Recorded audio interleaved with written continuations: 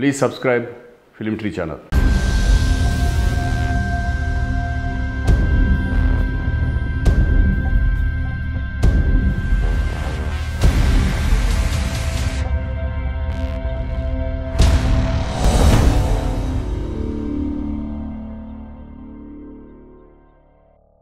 నమస్తే శ్రీకాంత్ గారు. నమస్తే గారు, ఎలా ఉన్నారు? బాగున్నాను, సూపర్. 100వ ఎపిసోడ్ సార్, మొత్తం బాగా ఎక్స్క్లూజివ్ కంటెంట్. మీరు అడిగేది అడగండి, మేము చెప్పేది చెప్తాం. మేము ఏం చెప్పాలి మాకు తెలుసు, మీరు ఏం అడుగుతారో మాకు తెలుసు. ఓకే, కానీ మంచి జర్నీ సార్ మీది. Okay, thank you. 32 years, దగ్గర దగ్గర 130 movies. అవును. అటు కన్నడలో ఒక 2 సినిమాలు, మలయాళం ఒక సినిమా, తమిళ్ చేయలేదు, హిందీ చేయలేదు. ఈ జర్నీ ఎలా ఉంది? Super, enjoying. ఓకే, అంటే సక్సెస్లు ఫెయిల్యూర్స్ అనేది అన్నీ చూసా. బట్ ఏంటంటే ఎంజాయ్ చేస్తున్నాను ఇప్పుడు కూడా. ఫస్ట్ నుంచి కూడా ఇండస్ట్రీకి వద్దాం అనుకున్నాం, వచ్చాం. హీరో అవుదాం అనుకున్నాను, హీరో అయ్యాను. బిగినింగ్లో హీరో అవుదాం అనుకున్నాను, విలన్ అయ్యాను. మళ్ళీ విలన్ నుంచి హీరో అయ్యాను. ఇప్పుడు ప్రస్తుతానికి ఏమో విలన్గా చేస్తాను కొన్ని. ఇలా రకరకాల ట్విస్టులతో హ్యాపీగా, అంటే 30 years వెనక్కి తిరిగి చూసుకుంటే వెరీ వెరీ హ్యాపీ. అంటే నేను ఎప్పుడు కూడా ఏది ఎందుకు వచ్చాము, అనవసరంగా వచ్చామే అనేది ఎప్పుడు ఈ 30 సంవత్సరాల్లో నాకు ఎప్పుడు ఏ క్షణం కూడా అనిపించాల. ఫెయిల్యూర్స్ వచ్చినా కూడా, సక్సెస్ అన్నీ వచ్చినా కూడా ఎప్పుడు కూడా నాకు ఆ ఫీలింగ్ ఎప్పుడు రాను. అందుకని లైఫ్ అట్లా ఎంజాయ్ చేసుకుంటూ వచ్చాను లైఫ్. 1990లో ఇక్కడ మధురనగర్ ఇన్స్టిట్యూట్ ఏదైతే ఉందో అది బిఫోర్, అంటే మీరు చెన్నైలో ప్రయత్నించిన తర్వాత ఇక్కడికి వచ్చారా లేకపోతే?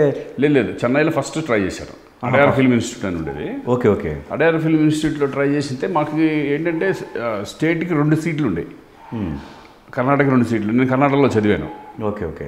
కర్ణాటక 2 సీట్లు, మన ఆంధ్రప్రదేశ్ 2 సీట్లు అట్లా ఉండేవి అనమాట. ఓన్లీ తమిళనాడుకి 4 సీట్లు ఉండేవి, కేరళకు 2 సీట్లు. అట్లా నేనంటే కర్ణాటక నుంచి అప్లై చేశాను. ఓకే, అప్లై చేశాను, ఎవరికి రాలేదు. మరి ఇద్దరికి రావాలంటే అప్లై చేసి నలుగురు అప్లై చేశాను, ఎవరికి ఇవ్వలేదు. మరి అంటే వాళ్ళు ఏంటంటే ఇంటర్వ్యూ చేశారు, ఇంటర్వ్యూలో ఫెయిల్ అయ్యాను. అంటే యాక్టింగ్ చేయమంటే యాక్టింగ్ నేర్చుకుంటానికి వచ్చాము, యాక్టింగ్ చేయడానికి కాదు కదా.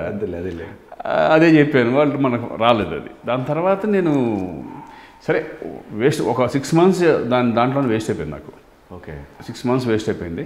6 months తర్వాత అప్పుడు మధు ఫిల్మ్ ఇన్స్టిట్యూట్, మధుసూదన్ రావు గారి దగ్గరికి అక్కడ వచ్చి, అక్కడ ఆయనతో మా తెలిసిన వాళ్ళ మా బావగారు ఉన్నారు, ఆయన ఒక లెటర్ ఇస్తే, ఆయన పరిచయం బాగా ఇస్తే అక్కడ జాయిన్ అయ్యి, నేను నెక్స్ట్ ఇయర్ జాయిన్ అవుతాను, ఈ 6 నెలల్లో మీకు వచ్చి నేను అబ్జర్వ్ చేస్తాను అని చెప్పి అట్లా జాయిన్ అయ్యాను. లోపల ఎంటర్ అయ్యా. Okay okay. ఎంటర్ అయ్యి ఫస్ట్ ఒక 1 month ఊరిని అలా ఖాళీగా కూర్చుంటాం, వాళ్ళు చేసేది మనం చూస్తాం. అట్లా చేసి మెల్లగా నేను కూడా ఇన్వాల్వ్ అయిపోయి ఆ స్కిట్స్లో ప్లస్ ఆ డ్యాన్సు అవి నన్ను కూడా ఇంక్లూడ్ చేసేసారు. మధుసూదన్ రావు గారు కుర్రాడు ఇదిగా ఉన్నాడు కదా, ఇన్ని కూడా చేయకు బాబు, నువ్వు నెక్స్ట్ ఇయర్ చూద్దాంలే అది ఇది అన్నారు. Okay okay. అలా జాయిన్ అయ్యి 6 months చేశాను. పూరి జగన్నాథ్ గారు ఆ 6 months పూరి జగన్నాథ్ గారు చేశాడు. పూరి చేశాడు. పూరి తర్వాత నేను. Okay okay. ఆ ఇయరే అదే అట్లా మధు ఫిల్మ్ ఇన్స్టిట్యూట్లో జాయిన్ అనమాట. మీరు చదువుకుంది బీకామ్ కదా? బీకామ్, కర్ణాటకలో యూనివర్సిటీని, ధారవాడలో సిఎస్సి కాలేజ్ అని ఉంటుంది, అక్కడ చదివాను నేను. డిగ్రీ అక్కడ చేశాను. ఎడ్యుకేషన్ 10th వరకు అంతా విద్యానగర్ అని చెప్పేసి గంగావతి ప్లేస్. Okay okay. అక్కడ చదివాను. నాన్నగారు కృష్ణా జిల్లా కదండి? నాన్నగారు ఒరిజినల్ వచ్చేసి చల్లపల్లి దగ్గర, మేకవరపల్లి. అక్కడ నుంచి అక్కడికి అక్కడ నుంచి ఏంటంటే అప్పట్లో చాలామంది ల్యాండ్స్, ఒక తుంగభద్ర నది కదా, తుంగభద్ర ఏరియా అంతా మొత్తం అగ్రికల్చర్కి సంబంధించిన ఏరియా అది. Okay okay. అక్కడ నుంచి చాలామంది కృష్ణా డిస్ట్రిక్ట్ నుంచి కానీ, ఈస్ట్ వెస్ట్ నుంచి కానీ, గుంటూరు నుంచి కానీ చాలామంది అక్కడికి, అప్పుడు ల్యాండ్స్ చాలా చీప్గా ఉండే అక్కడ. Okay okay. ఇంకోటి ఏంటంటే అప్పుడే డెవలప్ అవుతున్న ఏరియా తుంగభద్ర నది పక్కన. ఓకే. నది వాటర్ బెల్ట్ అనమాట బాగా. Okay okay. అక్కడ ల్యాండ్స్ తీసుకొని అక్కడ సెటిల్ అయ్యాను. నేను పుట్టింది అక్కడే. అదే నాకు ఆంధ్ర ఏం తెలియదు పెద్దగా.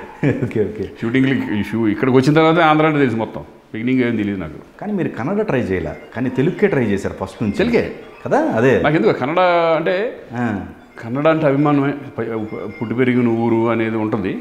బట్ నాకు ఎందుకంటే ఫస్ట్ నుంచి తెలుగే. Okay okay. భాష అంతా మాట్లాడుకుని తెలుగే కదా, తెలుగు వాళ్ళు కాబట్టి ఎందుకు తెలుగు మీదే ఫస్ట్ నుంచి ఉండేది. కానీ స్టార్టింగ్ నుంచి మీ జర్నీ చూసుకుంటే మంచి దర్శకులు మీరు చేసినవి అన్నీ కూడా. ఫస్ట్ సినిమానే ఉషాకిరణ్ మూవీస్, అవును, మోహన్ గాంధీ గారిది. అవును. ఆ తర్వాత మళ్ళీ కోడి రామకృష్ణ గారు, మధురాన గారు, ఇట్లా ఎవ్రీ ఇయర్ విలన్గా ఉన్నప్పుడు కోదండరామరెడ్డి గారు, కోదండరామరెడ్డి గారు, అలాగే రవిరాజ పినిశెట్టి గారు, కొండపల్లి రాజా, అందరూ పెద్ద డైరెక్టర్స్లే ఆల్మోస్ట్. కోడి రామకృష్ణ గారు, అవునవును, ఈవి గారు విలన్ గారు, రెండో ఫిల్మ్ ఆయనదే, సీతారత్న గారు అబ్బాయి, అవునవును, మూడో ఫిలిము. అవును. ఇంకా అక్కడ నుంచి అన్నీ ఈవి గారు, తర్వాత నాగార్జున గారితో, వెంకటేష్ గారితో, వాళ్ళతో విలన్గా చేసుకుంటూ వెళ్ళాను. డైరెక్టర్స్ కూడా అంతా ఆల్మోస్ట్ పెద్ద డైరెక్టర్స్ చేశాను. కానీ అదే డైరెక్టర్స్ మళ్ళీ మీరు హీరోగా అదే డైరెక్టర్స్ ఇప్పుడు కోడి రామకృష్ణతో చేశాను, కోడి రామకృష్ణ గారితో చేశాను, ఈవి గారితో ఈవి గారితో మళ్ళీ విలన్గా చేసి మళ్ళీ హీరోగా చేశాను. అంతే కాదు, అట్లా మరి హీరో అవుతారా, హీరోగా మరి చేసుకుంటూ వెళ్ళాను. అలా క్యారెక్టర్స్ పరంగా కూడా మీరు చేసిన అంటే మీనా గారితో కావచ్చు, లేకపోతే ఇంకొక కొంతమందితో మళ్ళీ వాళ్ళు మీనాతో నేను విలన్ మీనాతో చేసినప్పుడు నా పక్కన హీరోయిన్గా చేసింది. అవును, అట్లా రోజా అంతకుముందు దాంట్లో చేసి మళ్ళీ రోజా నా పక్కన, అలా వాళ్ళు కూడా రమ్యకృష్ణ కానీ కానీ బిగినింగ్లో మీరు 2 సంవత్సరాల్లో అంటే ఒక 6 ఫిలిమ్స్ వరకు అట్లా చేస్తూ ఉన్న టైంలో ఒక్కసారిగా ఒక థర్డీలో అనుకుంటా ఒక 13 సినిమాలు కంటిన్యూగా చేశారు. అసలు నాన్ స్టాప్ రెస్ట్లెస్ అనుకోవచ్చు ఒక రకంగా చెప్పాలంటే. అంటే ఆ టైంలో ఏంటంటే అన్ని ఫ్యామిలీ మూవీస్ ఎక్కువ, ఫ్యామిలీ కదా. అదే ఒక పక్కన కృష్ణారెడ్డి గారు, ఒక పక్కన ఈవి సత్యనారాయణ గారు, ఇలా ఒక ఫిల్మ్ అయ్యే లోపల ఇంకో ఫిల్మ్ స్టార్ట్ అయిపోయింది. 25 డేస్లో టాకీ అయిపోయేది. మొత్తం మ్యాక్సిమం అన్నీ కలిపితే 30 రోజుల్లో అయిపోయేది. అలా ఎక్కడ డే నైట్స్ చేసుకుంటూ వెళ్ళిపోయాం. అంటే ఆ డేట్లు అడ్జస్ట్ చేయడం, మళ్ళీ నైట్లు చేసేయడం, పగల ఒక సినిమా, నైట్ ఒక సినిమా, పొద్దున ఒక సినిమా, మధ్యాహ్నం ఈ టైప్లో నాకు తెలిసి కొన్ని సంవత్సరాలు అలా వెళ్ళిపోయింది. చాలా బిజీ లైఫ్. అంటే ఏ సినిమా చేస్తున్నాను కూడా ఒకసారి అర్థమయ్యేది కాదు, ఆ సినిమా హిట్ అవుతుందో లేదో కూడా అర్థమయ్యేది కాదు. అంటే అలా వెళ్ళిపోయేది అంతే. డైరెక్టర్స్ నమ్మేసి వెళ్ళిపోయాడు. ఇప్పుడు ఈవి గారు, కృష్ణారెడ్డి గారిని వాళ్ళు నమ్మేసి వెళ్ళిపోయాడు అంతే. ఇప్పుడులాగా పర్టికులర్ సబ్జెక్ట్స్ ఇన్ని ఏంటి ఇది జరుగుతుంది ఇట్లా కూర్చుని ఆ స్క్రూటినీ ఏం లేదు, నమ్మకం వెళ్ళిపోయాడు అంతే. అలాగే హిట్లు కొట్టాం మరి తెలియకుండా. కరెక్టే, చాలా హిట్లు కదా ఆల్మోస్ట్.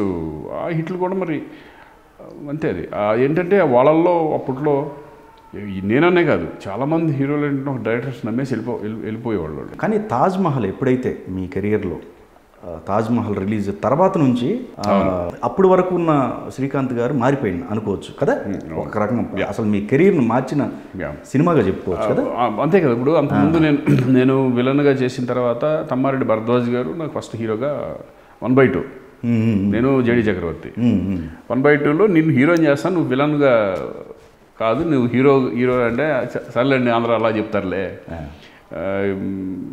మీ ఇష్టం అంటే లేదా నేను చేస్తాను, నువ్వు మొత్తం అన్నీ ఆఫ్ చేసేసాయి, ఇప్పటివరకు ఏది కమిట్ అది ఫినిష్ చేసుకుని నా దగ్గర నేను నిన్ను ఇది చేస్తాను అన్నారు.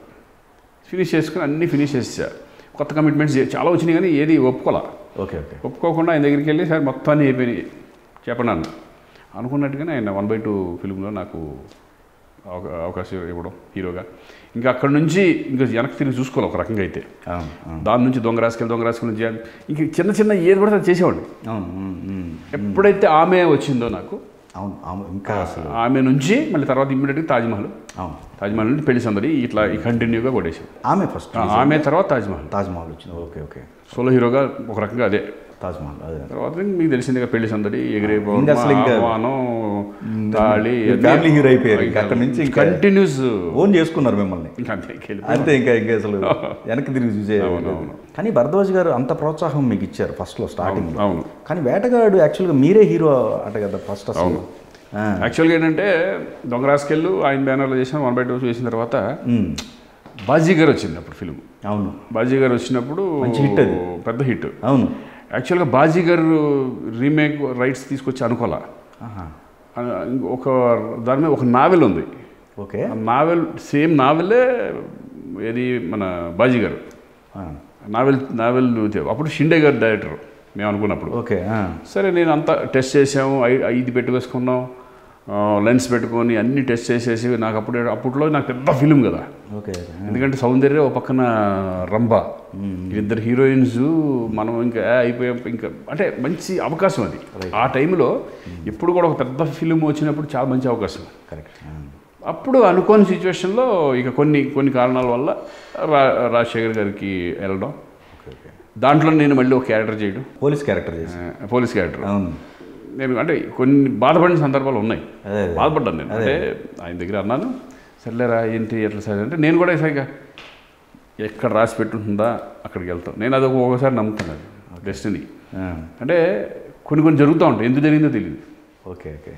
అలా అనుకుని కొన్ని రోజుల తర్వాత మళ్ళీ సెట్ చేసుకుని మళ్ళీ ఆయన సినిమాలో చేసుకుంటా. అంతే తప్పితే నేను ఆయన మీద ఇది పెట్టుకోవడం కానీ వాళ్ళు ఇవ్వలేదని ఆ ఫీలింగ్స్ ఏమి లేవు. ఇప్పటికీ అన్నయ్య అనుకుంటే భరద్వాజ్ గారు అంటే బాగా ఇది అభిమానం ఉంటుంది నాకు. ఏమున్నా కానీ అందరు వాళ్ళలాగానే ఉంటారు మీరు, అది నోడవు. అదే ఇంకా ప్రాబ్లం. షిండే గారికి అప్పుడు మీరు మాట ఇచ్చిందేనా మనసిస్తా నిన్నే ప్రేమిస్తాకి?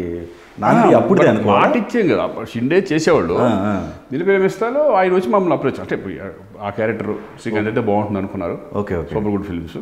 నేను నాగార్జున గారు ఒక క్యారెక్టర్, ఓకే ఒక హీరో, నేను ఒక హీరో. అది బ్యూటిఫుల్ ఫిల్మ్ అది. ఓకే, నిన్నే ప్రేమిస్తాను. వాళ్ళు వచ్చి అడగడం, షిండే గారి డైరెక్షన్ ఇది అనడం, అట్లా అయింది. కానీ మీ కెరీర్లో మొత్తంలో కృష్ణారెడ్డి గారు, ఈవీవి గారు, తర్వాత రాఘవేంద్రరావు గారు, ఇట్లా కొంతమంది డైరెక్టర్స్ ప్రధాన పాత్ర చెప్పుకోవచ్చు మీ విక్టరీ కెరీర్ చూసుకుంటే ఈ డైరెక్టర్లకు సంబంధించి. అట్లా ఇంకెవరు ఉండొచ్చు మొత్తం? ఇప్పుడు కోటరామకృష్ణ గారు, అలాగే ఈవి గారు, కృష్ణారెడ్డి గారు అందరూ తెలిసిందే. అవునవును. ఎందుకంటే ఒక్కొక్క 10 ఫిలిం చేశాను ఒక్కొక్కళ్ళ దగ్గర. అంటే నా కెరీర్ నాకే తెలియకుండా వాళ్ళే తీసుకెళ్ళిపోయారు ఒక రకంగా. మీ ప్లానింగ్ ఏం? నా ప్లానింగ్ ఏం లేదు. అంటే ఈ సినిమా అవ్వగానే ఇంకొక సినిమా వాళ్ళే వచ్చేసేసి కానీ నాకు డేట్లు కావాలి, నెక్స్ట్ మనయ్య డేట్లు అనేవారు. ఓకే సార్ అనేవాడు. ఇది అయ్యేలా మళ్ళీ కృష్ణారెడ్డి గారు వచ్చాడు, నెక్స్ట్ మళ్ళీ నాకు కావాలని. అట్లా కంటిన్యూస్గా చేసుకుంటా వెళ్ళిపోయాం. అలాగే కోటరామకృష్ణ గారి మధ్యలో రాఘవేంద్ర గారు ఒకే ఫిల్మ్ చేశాను, పెళ్లి సందడి, అది బ్లాక్ బస్టర్. అవును. ఇక దాని తర్వాత ఇంకా రాఘవేంద్ర గారు ఎందుకు చేయలేకపోయామంటే ఆయన అడిగా, ఏంటంటే ఇంత హిట్ అయింది, జనరల్గా కాంబినేషన్స్ మళ్ళీ రిపీట్ అవుతూ ఉంటాయి. ఎగ్జాక్ట్లీ. అడిగితే ఇంకా దీనికంటే మంచి కథ కావాలి నాకు, ఎక్కడ నువ్వు సంపాదించి పెట్టి నేను చేస్తానంటాడు. సర్లేండి, అట్టయితే అది జరిగే పని కాదు అనుకున్నాం. ఇంకా అలా అయిపోయింది అది. Okay okay.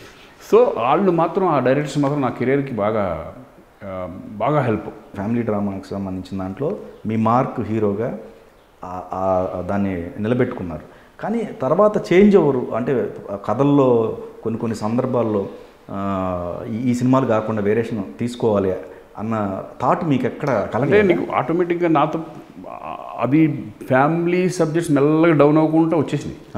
ఎప్పుడైతే టీవీలు డామినేట్ బోర్డు ఇవన్నీ వచ్చేసినాయో, ఫ్యామిలీ మూవీస్ అనేది నేనే చాలా తర్వాత ఫ్యామిలీ మూవీస్ నేను దూరం అయ్యాను. ఎందుకంటే డైరెక్టర్స్ లేరు. యూవి గారు, కృష్ణారెడ్డి గారు ఫ్యామిలీ మూవీస్ ఎక్కువ చేసేవాళ్ళు. ఇప్పుడు ఫ్యామిలీ మూవీ చేసే డైరెక్టర్ లేరు ప్రస్తుతానికి అయితే కనుక ఎక్కువ. రైట్. ఇప్పుడు అనిల్ రావుపూడి గారు వాళ్ళు ఏంటంటే ఒక ఎంటర్టైన్మెంట్ చక్కగా కొంతమంది ఆ ఫ్యామిలీ మీద ఇది చేస్తున్నారు. రిచ్నెస్ పెరిగిపోయింది ఇప్పుడు. ఇప్పుడు ఏంటంటే రాను ఆ ఫ్యామిలీ నుంచి బయటకు వెళ్ళిపోయి కమర్షియల్గానో లేకపోతే ఒక యూత్ ఫుల్ ఫిల్మ్స్ అలా టర్న్ అయిపోయింది. కానీ పూరి జగన్నాథ్ గారు మీ ప్రీవియస్ అంటే ఆ ఇన్స్టిట్యూట్లో ఉన్నప్పటి నుంచి మీకు మంచి స్నేహితులుగా ఉన్నారు అప్పటి నుంచి కదా. కానీ ఎప్పుడు ప్లానింగ్ జరగలేదా సినిమాకి సంబంధించి? ఒకటి జరిగింది. అడ్వాన్స్ దగ్గర ఉంది ఒకటి, కొంత అడ్వాన్స్ కూడా ఇచ్చారు. ఇచ్చిన తర్వాత శ్రీకాంత్ చేద్దాం ఇది మనం అది అన్నారు. దాని తర్వాత ఓకే ఇంకేముంటుంది హ్యాపీ నేను చేద్దామని చెప్పి అడ్వాన్స్ ఇచ్చారు, అంతా ఇచ్చారు. యాక్చువల్గా అతను వాళ్ళ బ్యానర్ పూరి బ్యానర్లో వైష్ణవ్ అకాడమీలో చేద్దామని చెప్పేసి అంతా ఇది అయిపోయింది. అందులో తర్వాత అనుకోని కారణాల వల్ల అది లేట్ అయిపోవడం, తర్వాత పోకిరి హిట్ అయిపోవడం, ఆయన విరిగిపోవడం. ఇక దాని తర్వాత ఇంకా ఆయన సినిమాలు ఆయన అట్లా వెళ్ళేవాడు. ఇప్పుడు కలిస్తే ఈ అడ్వాన్స్ తీసేసుకుంటే వద్దు ఉంచొచ్చు ఎప్పుడుగానే ఉపయోగపడదు అంటాడు. కృష్ణవంశీ గారిది అంటే మీరు ఆ ట్రాక్లో చేస్తున్న టైంలో చంద్రలేఖ అనుకుంటా మీ కామన్, అంటే ఆయనతో మీరు చేసిన చిన్న గెస్ట్ క్యారెక్టర్. అవును, బిగినింగ్లో కనిపిస్తారు. బిగినింగ్లో పేరు కూడా హీరో శ్రీకాంత్ ట్రైన్లో రావడం, ఫ్యాన్స్ గీన్స్ అవడం, ఆ టైప్ ఆఫ్. కానీ ప్రీవియస్ ఆ టైంలో అంటే అప్పుడు కూడా కొన్ని వార్తలు వచ్చాయి, అంటే అప్పటికే మీరు కాంబినేషన్లో ఏదో చేయాలని చెప్పేసి ప్రాజెక్టు మహాత్మ కాకుండా నేను ప్రీవియస్ చెప్పేది ఏమనుకోలే ఖడ్గం పెట్టారు. మామూలుగా ఎప్పుడు కలుస్తూ ఉంటాడు వంశీ. ఏంటంటే మా షూటింగ్ దగ్గరికి వచ్చేవాడు. శివనాశ్వరరావు మన 1/2 ఆ ఫిల్మ్స్కి జరిగేటప్పుడు వచ్చేవాడు. ఎందుకంటే చక్రవర్తిను వంశీ బాగా ఫ్రెండ్స్ అప్పట్లో బాగా. అట్లా వచ్చేవాడు. అప్పుడు పరిచయం అట్లా ఉండేది. ఎప్పటికైనా చేద్దాం అని అనుకున్నాడు అంటే పర్టికులర్ ప్రాజెక్ట్ అనేది ఉండేది కాదు. ఓకే అలా అనుకున్నాం కానీ బట్ అప్పటి నుంచి ఫ్రెండ్స్ మాకు. ఓకే దాంట్లో చంద్రలేఖలో అడగడం అవును అది చేశాను కొన్ని సరదాగా. అప్పుడు ఖడ్గం అనేది మెయిన్ మనకి నాకు అవకాశం రావడం జరిగింది.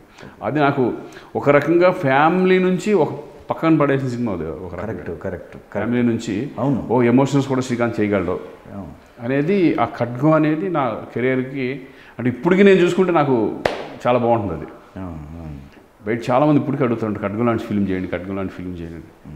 వంశీ లాంటి వాళ్ళు తీసి చేస్తాను అంటున్నాం. అలాగే మీరు మీ 100వ సినిమా మహాత్మా, దానికి స్పెసిఫిక్గా కృష్ణవంశీ గారిని ఎంచుకోవడానికి అది నేనే. మీరే? ఓకే అది నేనే అనుకున్నాను. ఎందుకంటే మాతో బాగా అందరూ బాగా ఫ్రెండ్, మంచి ఫ్రెండ్ అయిపోయారు.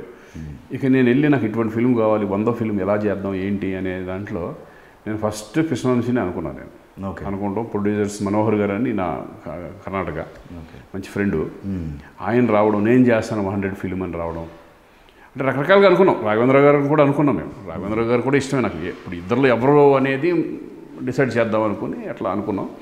బట్ వంశీది ఏంటంటే ఈ మహాత్మా కథ చెప్పాడు.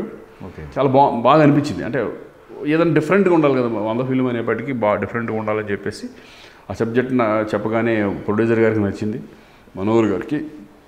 దాని తర్వాత ఇంకా అలా ప్రాజెక్ట్ స్టార్ట్ అయిపోయింది. అప్పటి వరకు నా కెరియర్లో బిగ్గెస్ట్ హైయెస్ట్ బడ్జెట్ మూవీ అదే.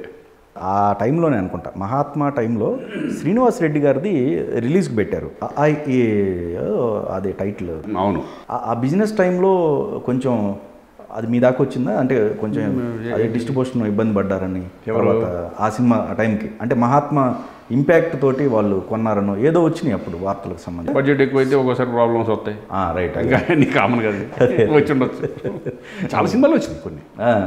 అంటే రిలీజ్కి ప్రాబ్లం అయిన సినిమాలు ఉన్నాయి, ఓకే, లేకుండా ఉండవు, 100% ఉంటాయి. అంటే బడ్జెట్ కొంచెం ఎక్కువ అయ్యి కరెక్ట్ టైంలో లేకపోతే అంత ముందు 2 సినిమాలు పోయో, ఆ పోవడం వలన ఈ ఇంపాక్ట్ ఈ ఇళ్ళ మీద పడడం, ఓకే, అలా జరుగుతూ ఉంటాయి. ఎక్కడన్నా కామన్, అది అందరికీ కామన్. అది సినిమా రిలీజ్ అయ్యి హిట్ కొడితే అన్నీ సెట్ అయిపోతాయి. రిలీజ్ అయ్యి సినిమా తేడా వచ్చిందంటే ప్రొడ్యూసర్ తేడా వచ్చేస్తుంది. కానీ ఇండస్ట్రీలో మిమ్మల్ని సూపర్ స్టార్ కృష్ణ గారితో సెకండ్గా పోలుస్తూ ఉంటారు ఒక విషయంలో. అదేంటంటే ప్రొడ్యూసర్లకు సంబంధించి ఆయన మహానుభావుడు, ఆయన అదొకటి. అంటే ఎట్లా నాకు చాలా ఇష్టం ఆయన కూడా. అంటే నేను చేశాను ఆయనతో కలిసి, కృష్ణ గారితో రౌడీ అన్నయ్య.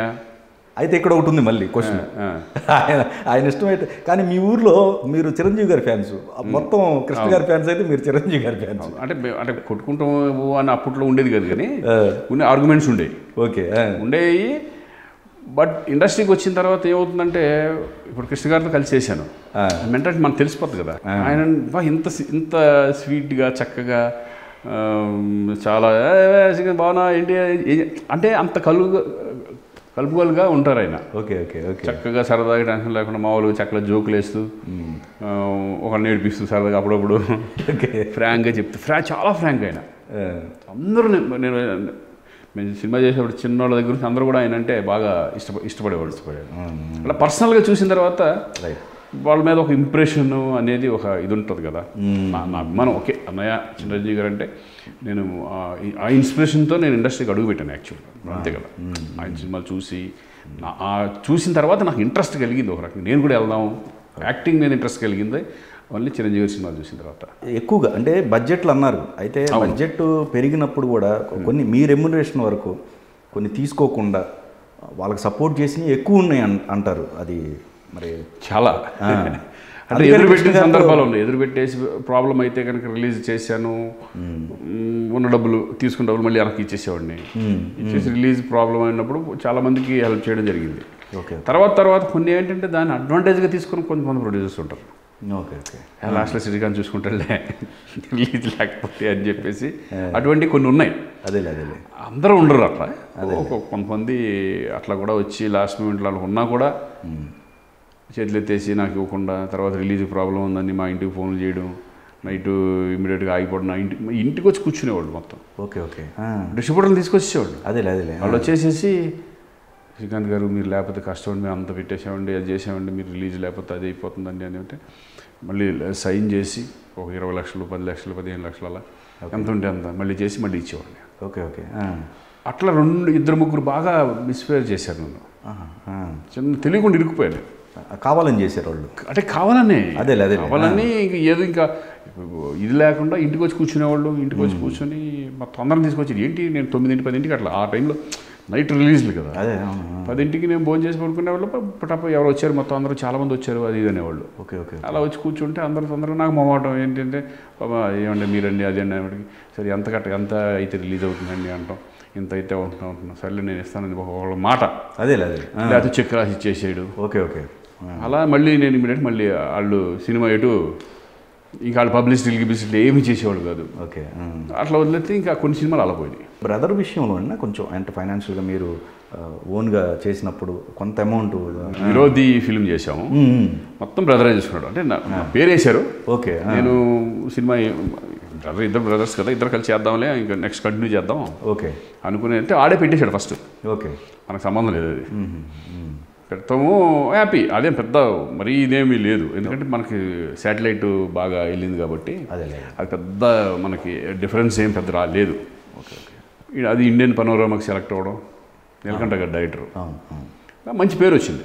బట్ ఏంటంటే కమర్షియల్గా అనుకున్న సక్సెస్ అవ్వలేదు ఓకే ఆ ఫిలిం. Okay okay. ఎందుకంటే కొన్ని ఆఫ్బీట్ ఫిల్మ్స్ ఉంటాయి, ఈ ఏంటంటే కొంచెం అవార్డ్స్కి వీటికి బాగుంటాయి తప్పితే కమర్షియల్గా డబ్బులు సంపాదించే ఫిల్మ్స్ కాదు అవి. మేము ముందే కొంచెం ప్రిపేర్ అయ్యాం, ఇది మనం ఒక మంచి సినిమా చేద్దాం అనే దాంట్లో వెళ్ళాం తప్పితే మనకు వస్తే చాలు, ఎక్కువ లేకపోయినా వెరీ హ్యాపీ. కానీ మొత్తం కెరీర్లో చూసుకుంటుంటే కెరీర్ మొత్తంలో మహాత్మాకి నంది అవార్డు వచ్చింది, స్పెషల్ జూరీ కదా, స్పెషల్ జూరీ అన్నారు. కానీ ఒకేసారి అప్పుడు మగధీర రామ్ చరణ్ గారికి నాకు అదే ఇద్దరికి వచ్చింది. కానీ అప్పటికి పెళ్లి సందడి కావచ్చు, చాలా మంచి బ్లాక్ బస్టర్స్ ఉన్నాయి, ప్రేసరావే, ఆపరేషన్ దుర్యోధన అన్నీ మంచి పేరు వచ్చింది. అవును వాటి ఎక్కడ కూడా వాటికి సంబంధించి అలా అంటే మరి అది అనేది మనం ఏం వస్తే హ్యాపీ, అదే కాకపోతే మనం డిసప్పాయింట్ అయ్యేది కరెక్ట్. కానీ అంత అవన్నీ మనకు మంచి పేరు తెచ్చినాయి. ప్రేయస్ రవి ఒకటి, ప్రేయస్ రవి కూడా మీకు అప్పటికే గ్యాప్ కొన్ని సినిమాలు పోయినాయి. అదే ఆ టైంకి 6 సినిమాలు డిజాస్టర్. అదే ఇది కొన్ని ఒక టైంలో 6 సినిమాలు 7 సినిమాలు కంటిన్యూ ఫ్లాప్స్. మళ్ళీ ప్రేయస్ రవిని కొట్టాను. అవును చాలా గ్యాప్ తర్వాత మళ్ళీ ప్రేయస్ రవి హిట్ అవ్వడం, అక్కడ నుంచి మళ్ళీ క్షేమంగా వెళ్ళి లాభంగా మళ్ళీ కొన్ని కొట్టుకుంటూ వెళ్ళారు. ఎగ్జాక్ట్లీ. అప్ అండ్ డౌన్స్ ఉన్నాయి నాకు కెరియర్లో, హిట్లు ఫ్లాప్లు. కొన్ని ఏంటంటే అప్పట్లో ఆలోచించేవాళ్ళం కాదు, ఏది అయితే బాగుంటుందా, ఇట్లా అయితే ఆడియన్స్ ఎలా చేసుకుంటారు ఏంటి, అవన్నీ ఉండేది కాదు. Okay okay. మంచి ప్రొడ్యూసర్ ఉన్నాడా చేసాడు, డైరెక్టర్ ఉన్నాడా చేసాడు, అది హిట్ ఫ్లాప్ అనేది ఇంకా మన చేతిలో ఉంటుంది. కానీ మీ గ్లామర్ రహస్యం ఏంటండి అసలు? ఏది మీరు ఇప్పుడు రోషన్ కన్నా అందంగా తయారవుతుంది రోజు అంత సీన్ లేదు, అట్లా ఇంకా డల్ కొట్టాను నేను మొన్న కోవిడ్ వచ్చి. ఏమంటే నేను ఎక్కువ ఇంట్లో ఫుడ్డే తింటాను జనరల్గా, ఎక్కడికి ఫుడ్ బయట తిన్నాను, జంక్ ఫుడ్స్ ఎక్కువ తిన్నాను. Okay okay.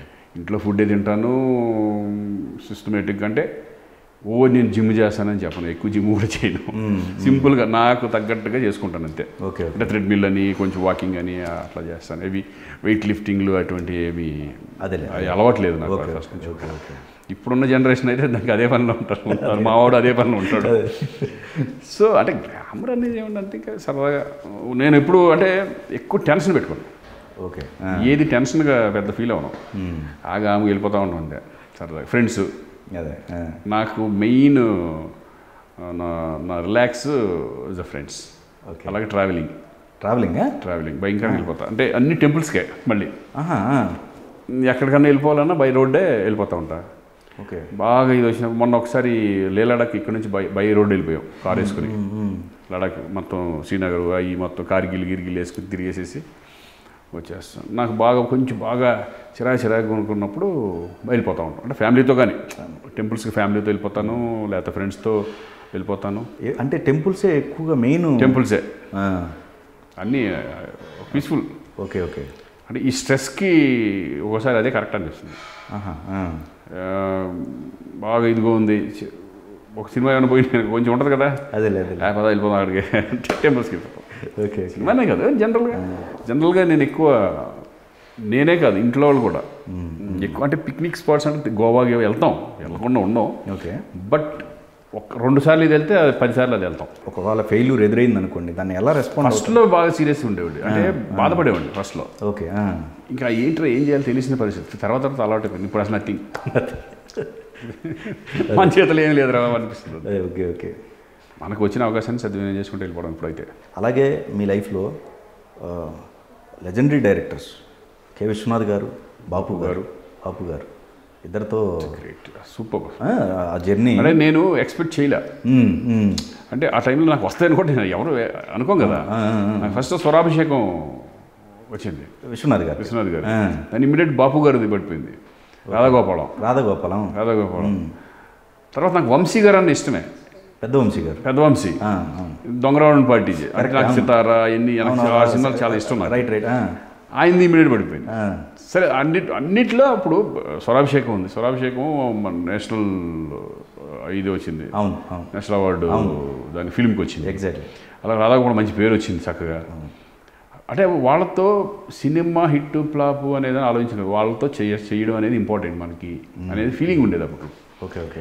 ఎందుకంటే ప్రతి ఒక్కరు కోరుకుంటారు కదా వాళ్ళ దగ్గర చేసాను. ఇప్పుడు నాకు వెనక్కి తిరిగి చూసుకుంటే నాకు బాపు గారు, విశ్వనాథ్ గారితో చేసానని ఒక అతృప్తి అనేది ఉంటుంది. రైట్. అలా నాకు వాళ్ళిద్దరితో పడడం అనేది చాలా లక్. చాలా ఎంజాయ్ చేశాను నేను వాళ్ళ సినిమాలు చేసేటప్పుడు. అదే ఒక టెంపుల్లోకి, ఒక గుడిలోకి వెళ్తే ఎంత పవిత్రంగా ఉన్నా వాళ్ళ సినిమాలు చేసేటప్పుడు అంత ఫీల్ అయ్యేవాళ్ళం.